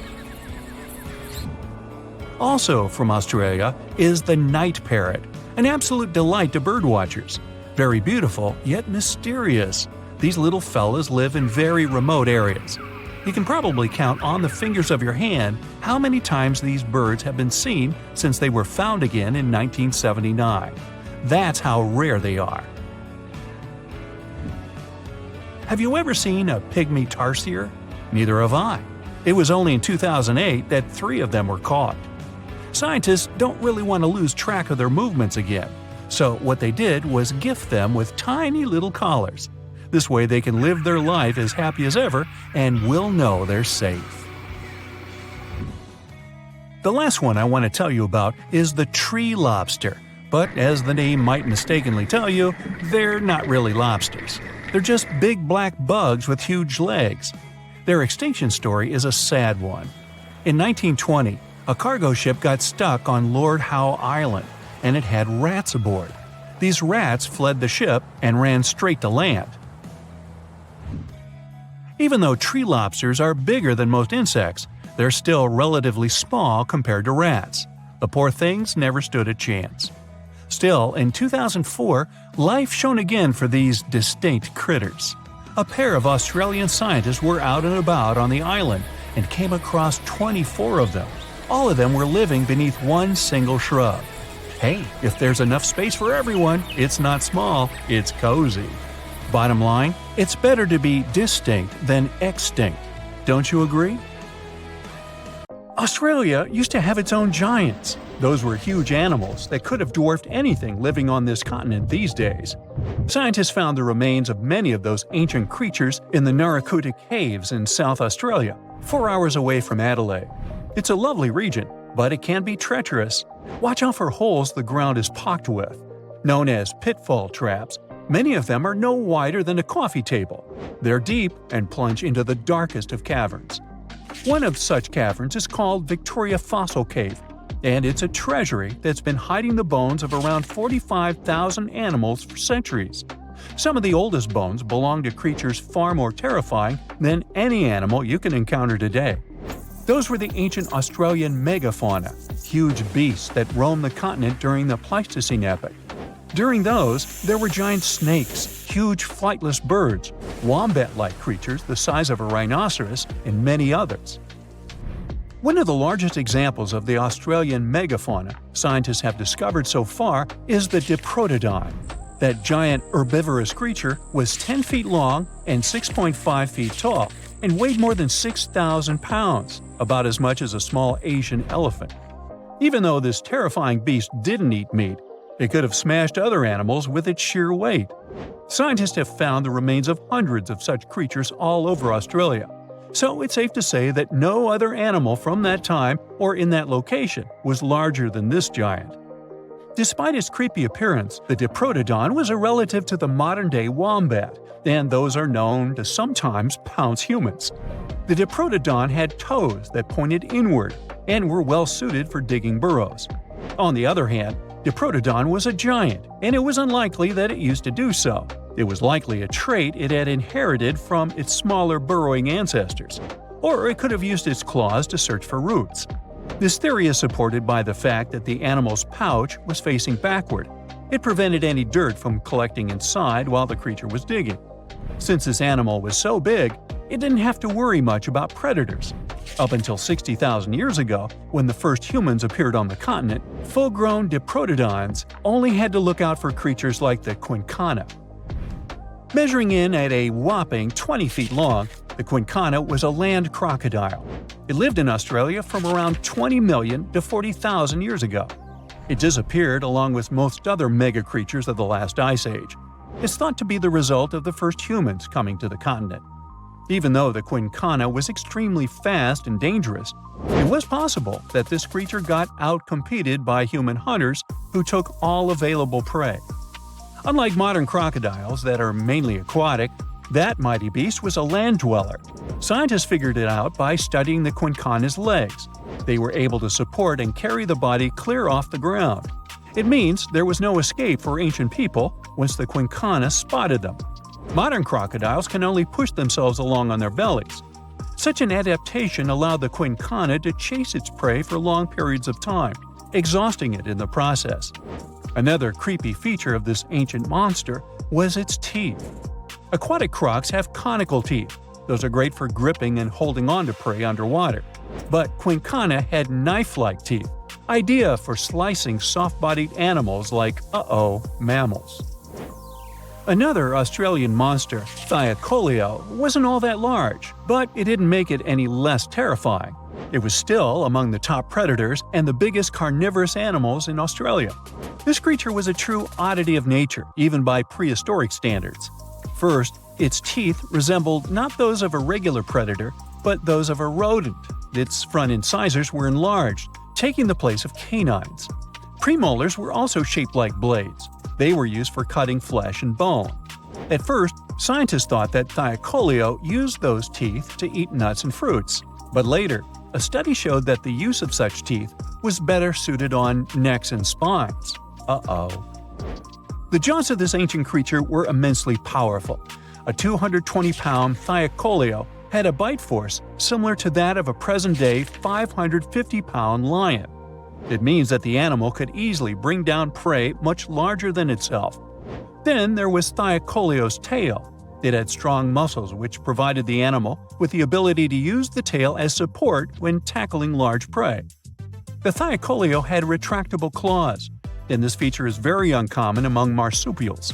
It allowed the animal to keep its razor-sharp hooks from getting blunt and could help it get a better grip on its prey. Scientists are quite sure that, like today's leopards, the Thylacoleo could climb trees and jump on other animals from above. It was done so fast and stealthily, they never knew what hit them. The creature's rear feet support this theory. The first toe there was reduced, but the foot had a rough pad like what modern-day possums have. It allowed them to have a better grip while climbing. Right after scientists found the first skull of the Meliolania, this animal was classified as a lizard. That's why its name translates to small groomer. But after they discovered more complete fossils, it turned out that the Meliolania was a giant turtle. But that's not all. It was one of the largest land turtles to ever have existed. The main reason researchers initially believed the creature to be a lizard was the fact that its skull was adorned with a series of spikes. It's something the modern-day horned lizard can boast. But even after discovering the true nature of the Meliolania, scientists still don't know how to properly catalog it. It might have been a creature that folded its neck under its spine, or it could have folded it to the side. Beside those defensive mechanisms on its head, the Meliolania was also equipped with a spiked tail, which was probably used to prevent predators from attacking the animal from behind. Most species of the Meliolania disappeared around 2,000 to 3,000 years ago because of humans who hunted them to extinction in both Australia and on the surrounding islands. It took around 2 centuries for these turtles to go extinct in that region of the globe. The Megalania was a giant Australian lizard that existed at the end of the Pleistocene epoch. It looked like a Komodo dragon and the Australian monitor lizard, which are both believed to be Megalania's closest living relatives. Fossils tell us that the ancient animal was anywhere from 15 to 26 feet in length. Ow! The youngest fossil remains of this ancient Australian monitor lizard date back to about 50,000 years ago. The first indigenous settlers must have encountered Megalania, which led to the lizard's extinction. Originally, scientists thought that the Megalania was the only member of the genus Megalania, but these days it belongs to the genus Varanus, which means that the prehistoric creature is closely related to other Australian monitor lizards. Our next giant creature on their list was once dubbed an ostrich on steroids. I mean, look at it. It was the last of the thunderbirds to go extinct in Australia. The Genyornis lived on the continent at the same time as early humans. They might have coexisted for 15,000 years or so before the huge bird eventually disappeared. This theory has some proof. The bird's fossils found along with human artifacts. Some cave paintings also depict flightless birds similar to the Genyornis in size and shape. Although it wasn't the largest bird in Australia, the goose-like creature was still as tall as a grown-up man and weighed around 550 pounds. Even a modern-day ostrich can be dangerous if it feels threatened. Imagine meeting its giant prehistoric relative. Scientists are still arguing about its diet. Many believe the creature was an herbivore, but there's still a chance that the Genyornis was a partial scavenger. Its small, stubby wings and powerful hoof-like legs hint that the bird could have been a plant eater. But its huge beak and exceptionally deep lower jaw evoke suspicion. Such features are highly unusual in birds. Imagine a planet where every breath you take electrifies your body like a shot of espresso. The sky above you is an intense shade of blue, while colossal trees stretch towards the heavens, their vibrant green leaves growing at an astonishing rate. Daily exercise becomes a thrill like no other. With the abundance of oxygen, you become a supercharged version of yourself. Running feels effortless as you dart across the landscape, lifting weights that would normally seem impossible. It's as if the world itself is infused with a surge of energy. Everything is moving faster. The wildlife surrounding you is equally affected by this oxygen overload. Animals roam the land in majestic proportions. Their massive frames are propelled by speed and agility. Picture yourself in a pulse-pounding chase with an oxygen-charged cheetah, racing against a predator that could put a Ferrari to shame. Now you may wonder how such a wild scenario could ever be possible. Well, let's see. Oxygen is the powerful fuel that keeps life going. It makes up about 21% of the air we breathe, and every breath we take delivers these tiny molecules to our cells, giving them the energy they need to thrive. Without oxygen, our cells would struggle, and our bodies would fall apart. But that's not all. Oxygen is a superstar that works for all kinds of living things, from tiny bacteria to giant elephants. It's even important underwater, where it enriches the oceans. Amazing creatures like plankton and algae produce lots of oxygen, creating a thriving underwater world.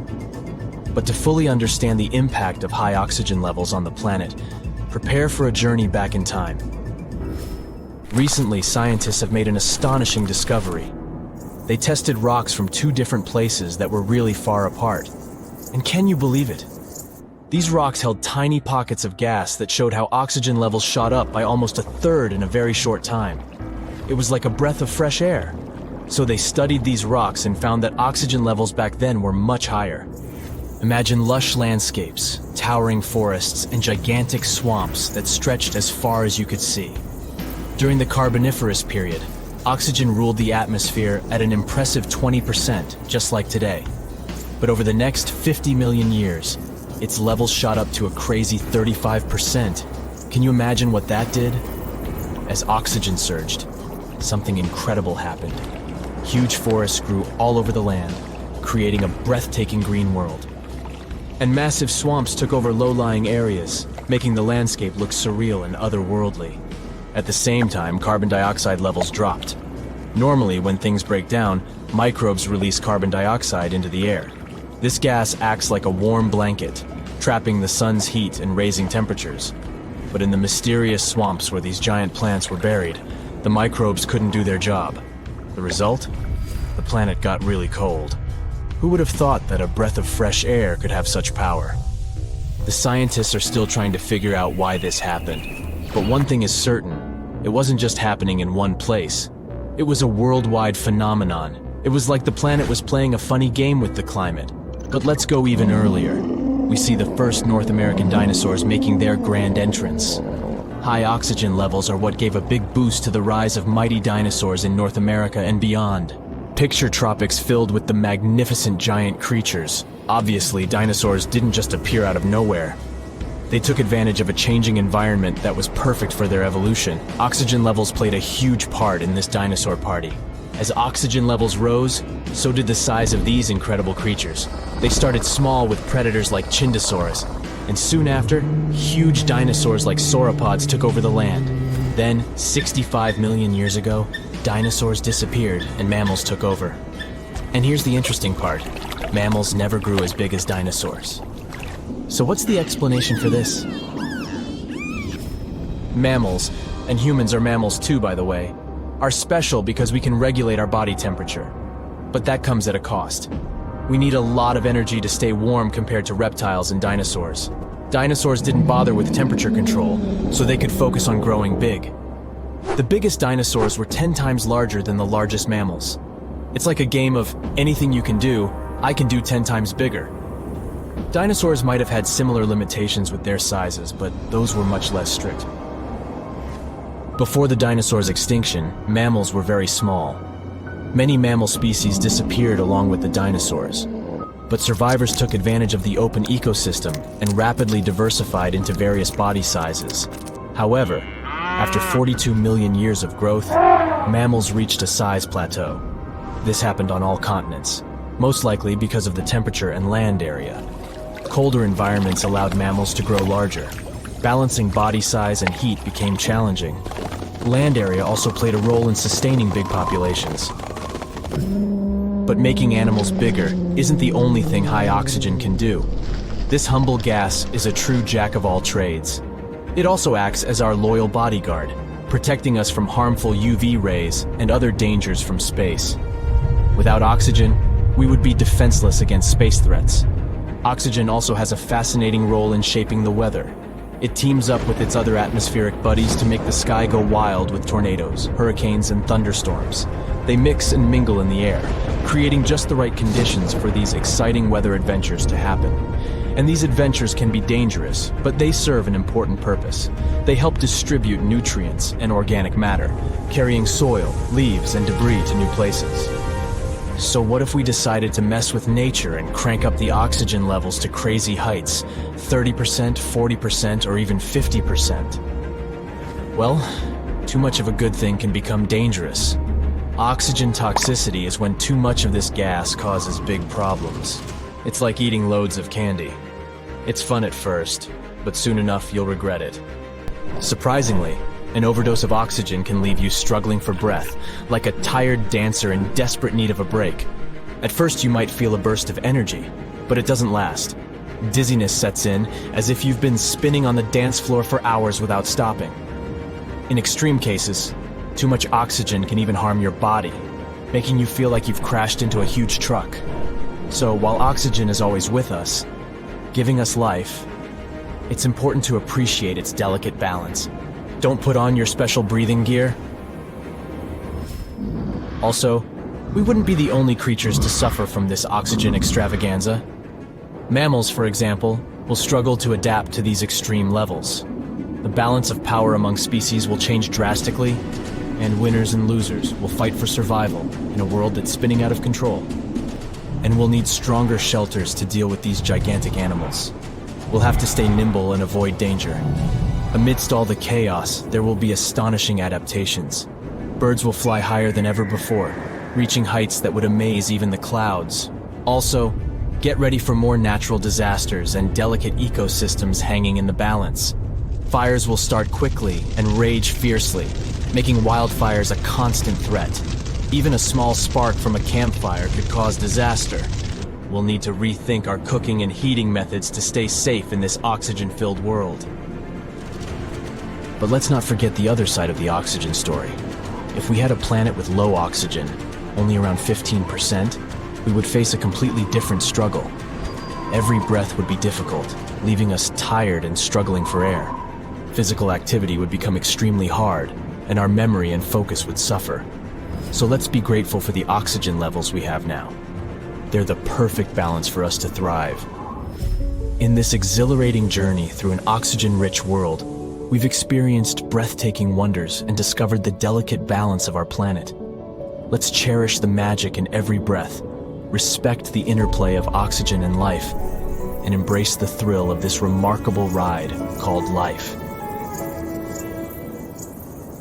You decided to go scuba diving for the first time. The water is clear and the sun is shining on the seabed. You take a few selfies and the fish swimming by when suddenly the ocean goes pitch black. You look up and, oh my, what is that gigantic animal? It's definitely not a shark, not a whale. Is it a turtle? Yup, but fear not, it's not gonna hurt you. If you had lived on this same Earth about 72 million years ago, then maybe this could have really happened to you. Scientists have recently found the fossils of a gigantic marine turtle that could have grown as big as 12 feet.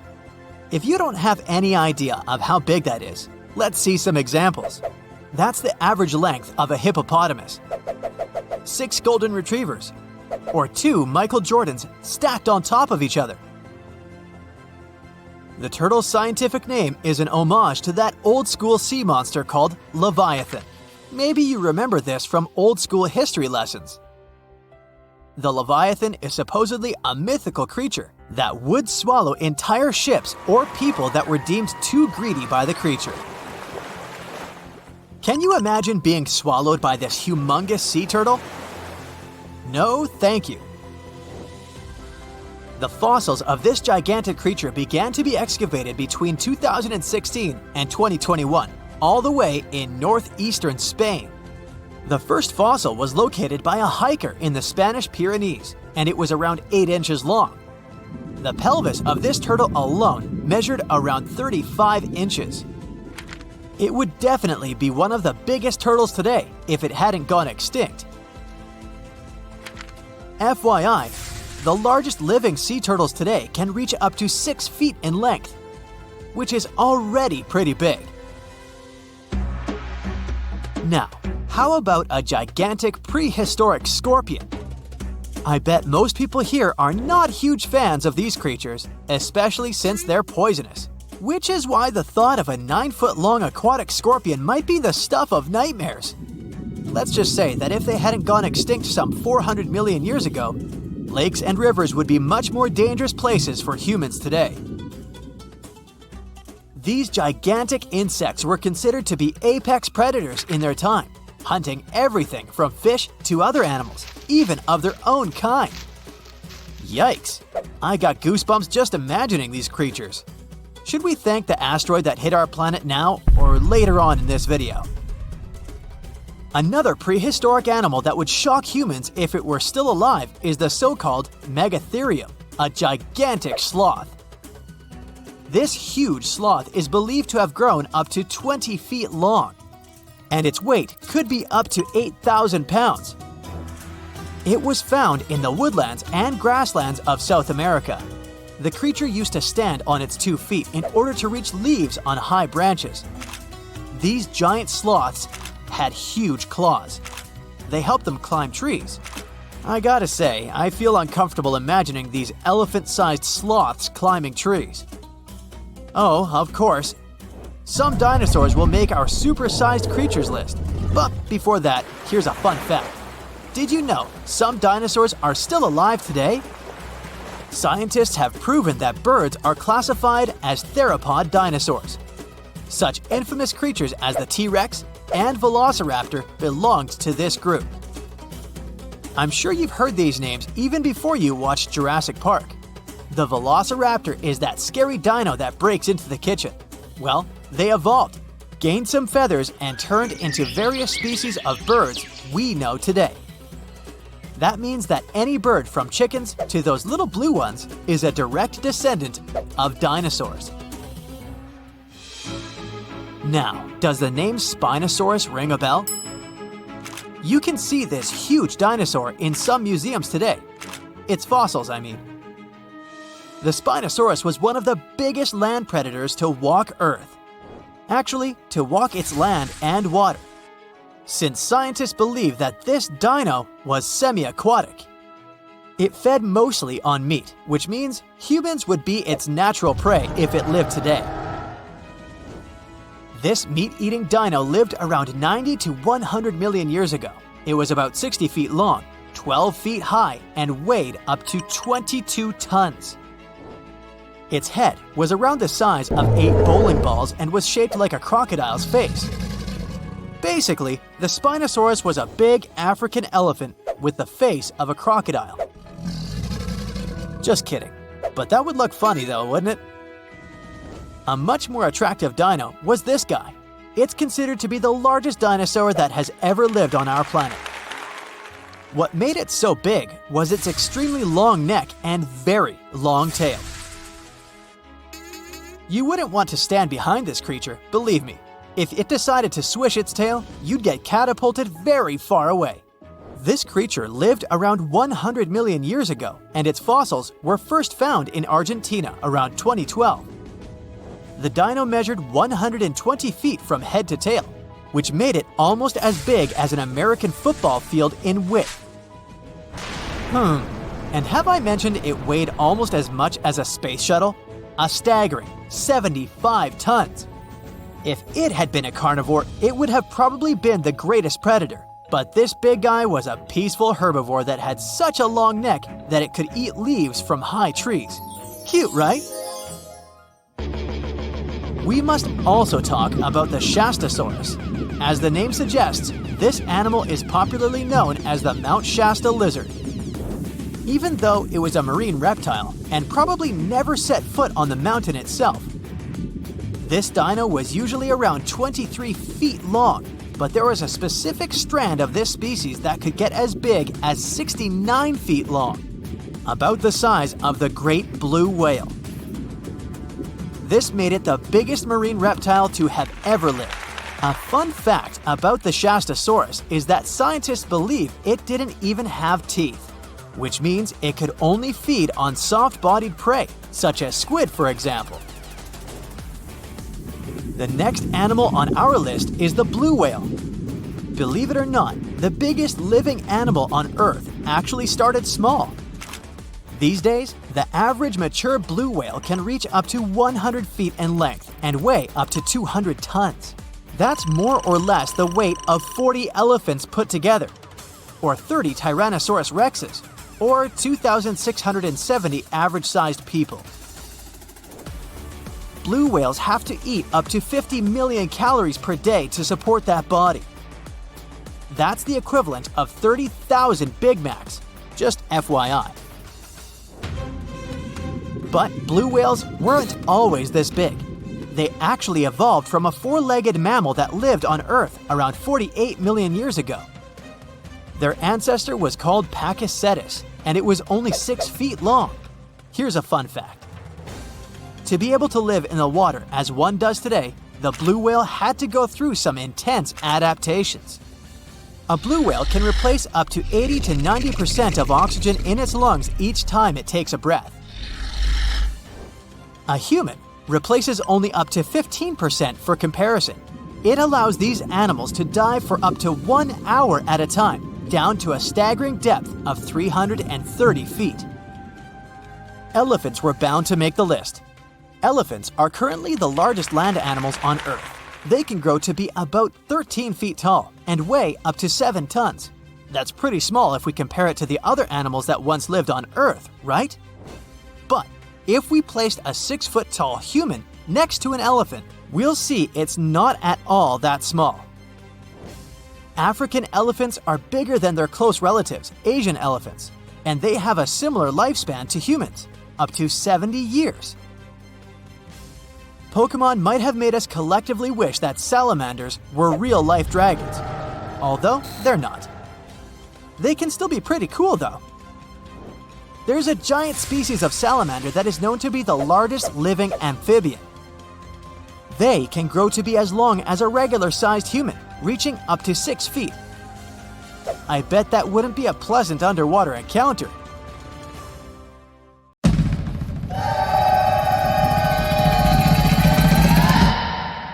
The liger is probably the most popular hybrid animal and an incredibly large cat. You won't see them in the wild. People most deliberately breed them. Lions and tigers don't even inhabit the same areas. So, a liger is a mix of a male lion and a female tiger, and they can grow to be very big in a pretty short period of time. They're actually the biggest cats in the world. Hercules, the largest recorded liger, is a real example of that. 922 pounds and 10.8 feet long. Imagine taking him for a walk. Ligers are mostly way bigger than either of their parents. In most cases, they behave and look more like lions than tigers. But they have some tiger traits too. For example, striped backs, and they're crazy about swimming. The taigen. Nobody could fault you for thinking the taigen and liger are basically the same animal. I mean, they're both a combination of tigers and lions. But a taigen comes from a crossbreeding of a male tiger and a female lion. They're usually smaller than their parents, and definitely much smaller than their giant, could you call them siblings? In most cases, they inherit charming looks from their tiger fathers, but they get some interesting traits from their mother's side too. For example, love for socialization and the ability to roar. Hands down, one of the rarest hybrid animals in the world are wolphins. These fellas are a mashup of a female bottlenose dolphin and a male false killer whale. Its name might make you think differently, but a false killer whale belongs to the dolphin family. They're not even related to killer whales. Wolphins are such an interesting 50-50 mix and balance of their parents. They have dark gray skin, the perfect blend of a black false killer whale and light gray dolphin skin. Dolphins have anywhere between 80 and 100 teeth. False killer whales have 44. And their hybrid young is halfway, with 66 teeth in total. What would it look like if algae and a slug paired? No need to imagine. You have a green sea slug to check the result. It lives in salt marshes in Canada and New England. And it's possibly the weirdest hybrid creature you'll see in this video, and in general. Part plant, part animal. So, some slugs seem to have been very sneaky while stealing the genes from innocent algae that they have eaten to enable them to look like this. Since they're partially a plant, they can produce the plant pigment called chlorophyll. That means these unusual slugs can even photosynthesize. That's the process plants use to turn sunlight into energy. So they produce their own molecules that contain energy without having to eat anything at all. When scientists first discovered it, a green sea slug was the first case of a multicellular animal that's able to produce chlorophyll. What do you get when you mix a male leopard and a female lion? You get an interesting hybrid called a lepin. These animals grow to be almost as big as lions, but they still have shorter legs, similar to their father leopard. They inherit some of his other traits too, like a love for climbing and swimming. You can have a union with a male lion and a female leopard too, and the result is called a leopard. Male lions are usually around 10 feet long and weigh about 500 pounds. The female leopard is way smaller, only 5 feet long, with a weight of about 80 pounds. The difference in size here is too big, so this pairing really doesn't happen that often. Okay, how about a buffalo and a cow? When you were little, maybe you thought that they could be a good match, but in reality, the combination creates an unusual hybrid animal called a beefalo. Not many types of hybrid animals can reproduce on their own, but a beefalo can do it. When a grizzly and a polar bear get together, it results in a growler bear, or grizzly bear, or grizzlar, whichever you like the most. You can see them even in the wild. These two types of bears have a mutual contempt for one another. Yep, they're not good at living together in a mutual habitat. But even though it's rare, the love can still happen and result in these cute caramel-colored hybrid growler bears. In most cases, they'll be a bit smaller than polar bears, on average 60 inches tall at the shoulder, and approximate weight 1,000 pounds. But they're well equipped for surviving in warmer climates, thanks to the genes they got from their grizzly family side. Now let's get to one pretty tough fella, the jag lion. As its name implies, it's the hybrid of a jaguar and a lion. We don't know much about these intriguing big cats because only a few of them exist. But there was an unintentional mixing between a black jaguar and a lioness, which eventually resulted in 2 jag lion cubs. One had a dark gray coat with black spots because of the dominant melanin gene black jaguars usually have. The other one had a lion color and the rosette pattern spots that remind you of a jaguar. Yep, you already know it. There are also ligwars, a hybrid of a female jaguar and a male lion. That's some colorful family. Speaking of wild cats, have you ever heard of a savanna cat? Savanna cats are in both categories of house pets and exotic hybrids, since they're a mix of a domestic cat and a wild African serval hybrid animal. We're talking about striking animals, almost as big as a domestic cat. But what gives them their exotic look are their tall bodies, slender forms, and spotted coats. These cats are extremely loyal, intelligent, and loving creatures. Here's one unexpected mixture, a zebroid. Technically, it's a name people use to describe a hybrid of a zebra and any equine species. But when you pair a zebra and a horse, their young is called a zorse. Zebra hybrids mostly look like whichever animals they've been crossbred with, but with the striped coat of a pure zebra. Most of these hybrid creatures don't even have fully striped coats. You can mostly see the stripes on non-white areas of their bodies and legs.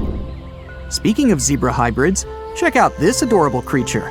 It's called a zonkey, or zedonk, zebras, zenki. Take your pick. They're mostly either tan, gray, or brown in color. You'll distinguish them by unique stripes that are darkest on their legs and belly.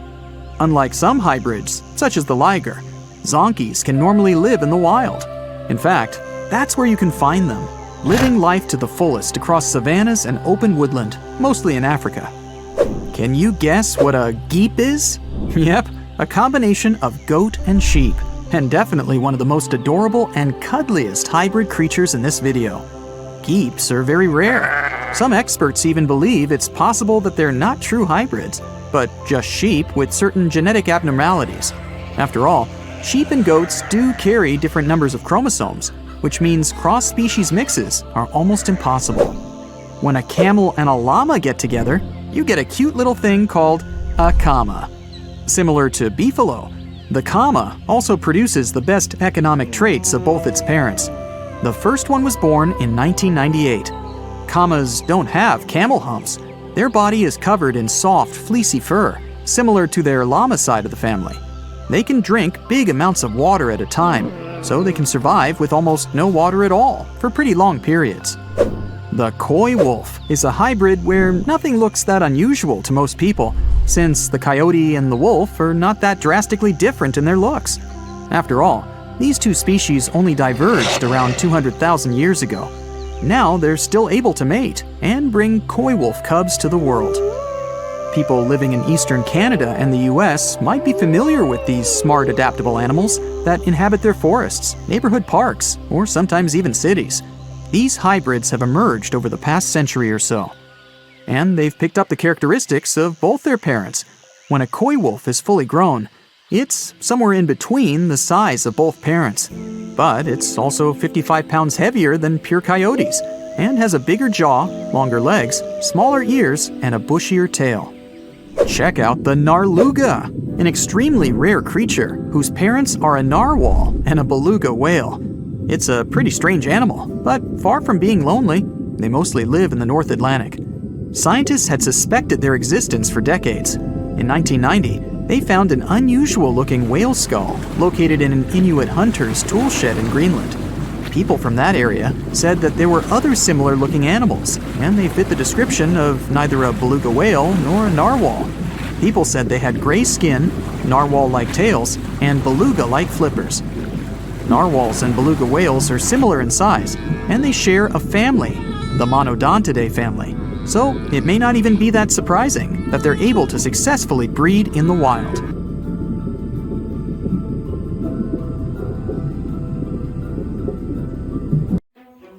Currently, there are approximately 20 billion animals inhabiting our world.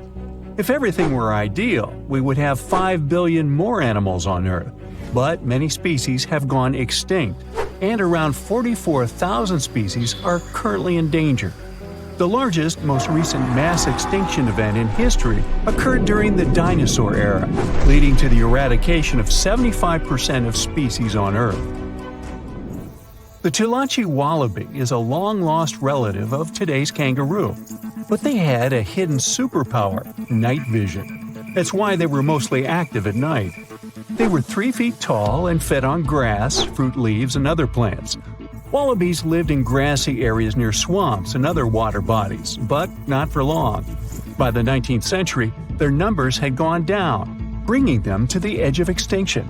Only 14 wallabies had been left in the wild by 1920. A rescue mission was launched. They tried to capture the last 14 animals to protect them. But the situation got out of control and 10 wallabies lost their lives. The 4 remaining ones were transferred to a special facility, and in 1935, the last animal passed away. Only one picture of the Tulachi wallaby is left now. There were reports of the animal's sightings after that, but no proof was shown, and the creature was officially declared extinct in the 70s. Short-faced bears were a unique species that lived in North America, particularly Alaska. It was a massive bear, weighing around 1,500 pounds. When standing on its hind legs, it was around 12 feet tall, a whole foot taller than today's biggest beast in this family, the polar bear. This animal was different from today's bears because almost all of them are omnivores, except for polar bears. But this monster was solely carnivorous, which was the reason for their extinction. During the end of the Ice Age, many herbivores were gone, and those bears did not have enough food to survive.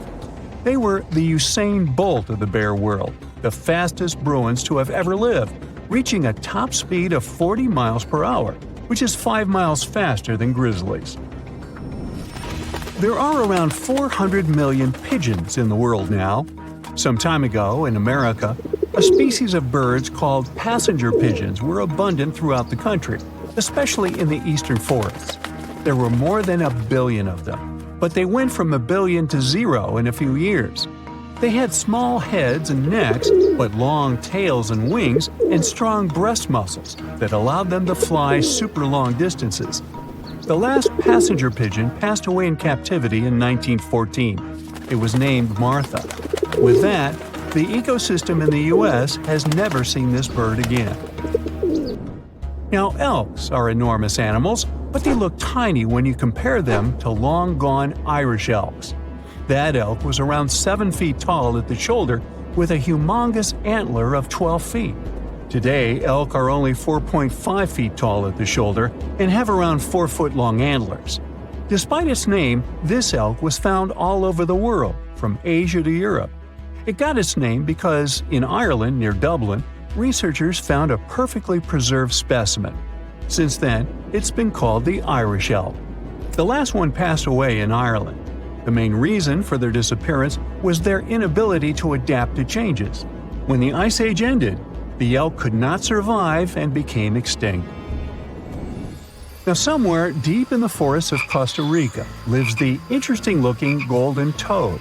It was discovered in 1966 in one particular spot where all toads would gather to mate. In 1967, a large population of this golden nugget was noted in that same spot. But the following year, only 10 to 11 toads were seen, and the year after that, in 1968, only one lonely male toad showed up at the spot. For years, there were searches for golden toads. In 2004, the toads were officially declared extinct. Humans were not responsible this time. The drought in the area in the 80s had a significant impact on the toads. Still, the last straw was the arrival of a new fungal species that caused the animal's skin to thicken, eventually leading to the toad passing away. This chytrid fungus is responsible for the extinction of more than 90 frog and amphibian species, becoming one of the biggest threats to their lives. Now, Canada is a very cold country, no surprise there, and nobody would expect tropical birds like parrots to live there. However, there was a parrot species that lived in America and some parts of Canada. I'm talking about the Carolina parakeet. Those were truly beautiful birds with orange-yellowish heads and green bodies. Their favorite rest spots were big trees alongside rivers. This parrot's favorite food was cocklebur seeds, which are poisonous to us, but the bird had no problem eating them. Also, they used the dangerous cockleburs as a defense mechanism. After they ingested loads of them, their meat became poisonous, and predators do not enjoy eating toxic birds. Carolina parakeets were abundant, there were millions of them. But since the Ice Age, their numbers had been gradually going down because of natural reasons, mainly temperature. By 1935, no such parakeets were left in the wild. Today's African lion had a much more prominent and notorious cousin, the Barbary lion. Those cats were mentioned in many famous old books. They were described as mean, terrifying beasts. It's believed that they were the largest lion species ever. Those big cats weighed around 600 pounds and were 9 feet from the head to tail. Unfortunately, this lion was declared extinct in the 90s due to many factors. Today, we only have one photo of this animal taken from a plane. Paradise parrots were native to Australia. They were genuinely amazing birds with captivating colors. What was unique about them was their nesting habits. They only nested in termite mounds. This parrot was always on the edge of extinction, and the reason for that is still unknown. Mice, rats, and other animals also hunted them, and it added fuel to the fire. The last bird was spotted in the year 1972. Since then, paradise parrots have only been seen in museums. The Gulf of Mexico was once home to Caribbean monk seals. This species of seals enjoyed spending time in the warm subtropical climate of the Caribbean. Most of the time, they were found near reefs and islands, foraging for food. Like most of us, they also loved sandy beaches and were usually seen in groups of 100 seals, resting before the next adventure. In the year 1886, monk seals were declared extinct. You can still see this animal in 2 museums. Both are located in the UK. As we all know, zebras have black and white stripes. But once, a zebra species had only half the body covered with brown and white stripes. The rest was just brown, and the belly was white. It was called the quagga. They lived in the southern part of Africa in grass fields and wet pastures, like today's zebras, and ate grass and other plants. The last quagga perished in 1888, but not all hope is lost. Today, extensive research is being done to bring this animal back into the wild. Australia is home to many outlandish animals, but the craziest ones are probably gastric brooding frogs. This species is not like your ordinary frog that lays eggs. They hatch their young inside their stomach and give birth by vomiting around 25 fully formed young frogs. Sometimes their stomach becomes so bloated that they have to breathe through their skin. 2 species of this frog were discovered in the northern and southern parts of Australia in the 1970s by Mike Taylor. A decade after their discovery, both species are gone. The main reason for their extinction is the chytrid fungus. Luckily for them, they're also part of a de-extinction program that's putting serious efforts into bringing them back into the wild.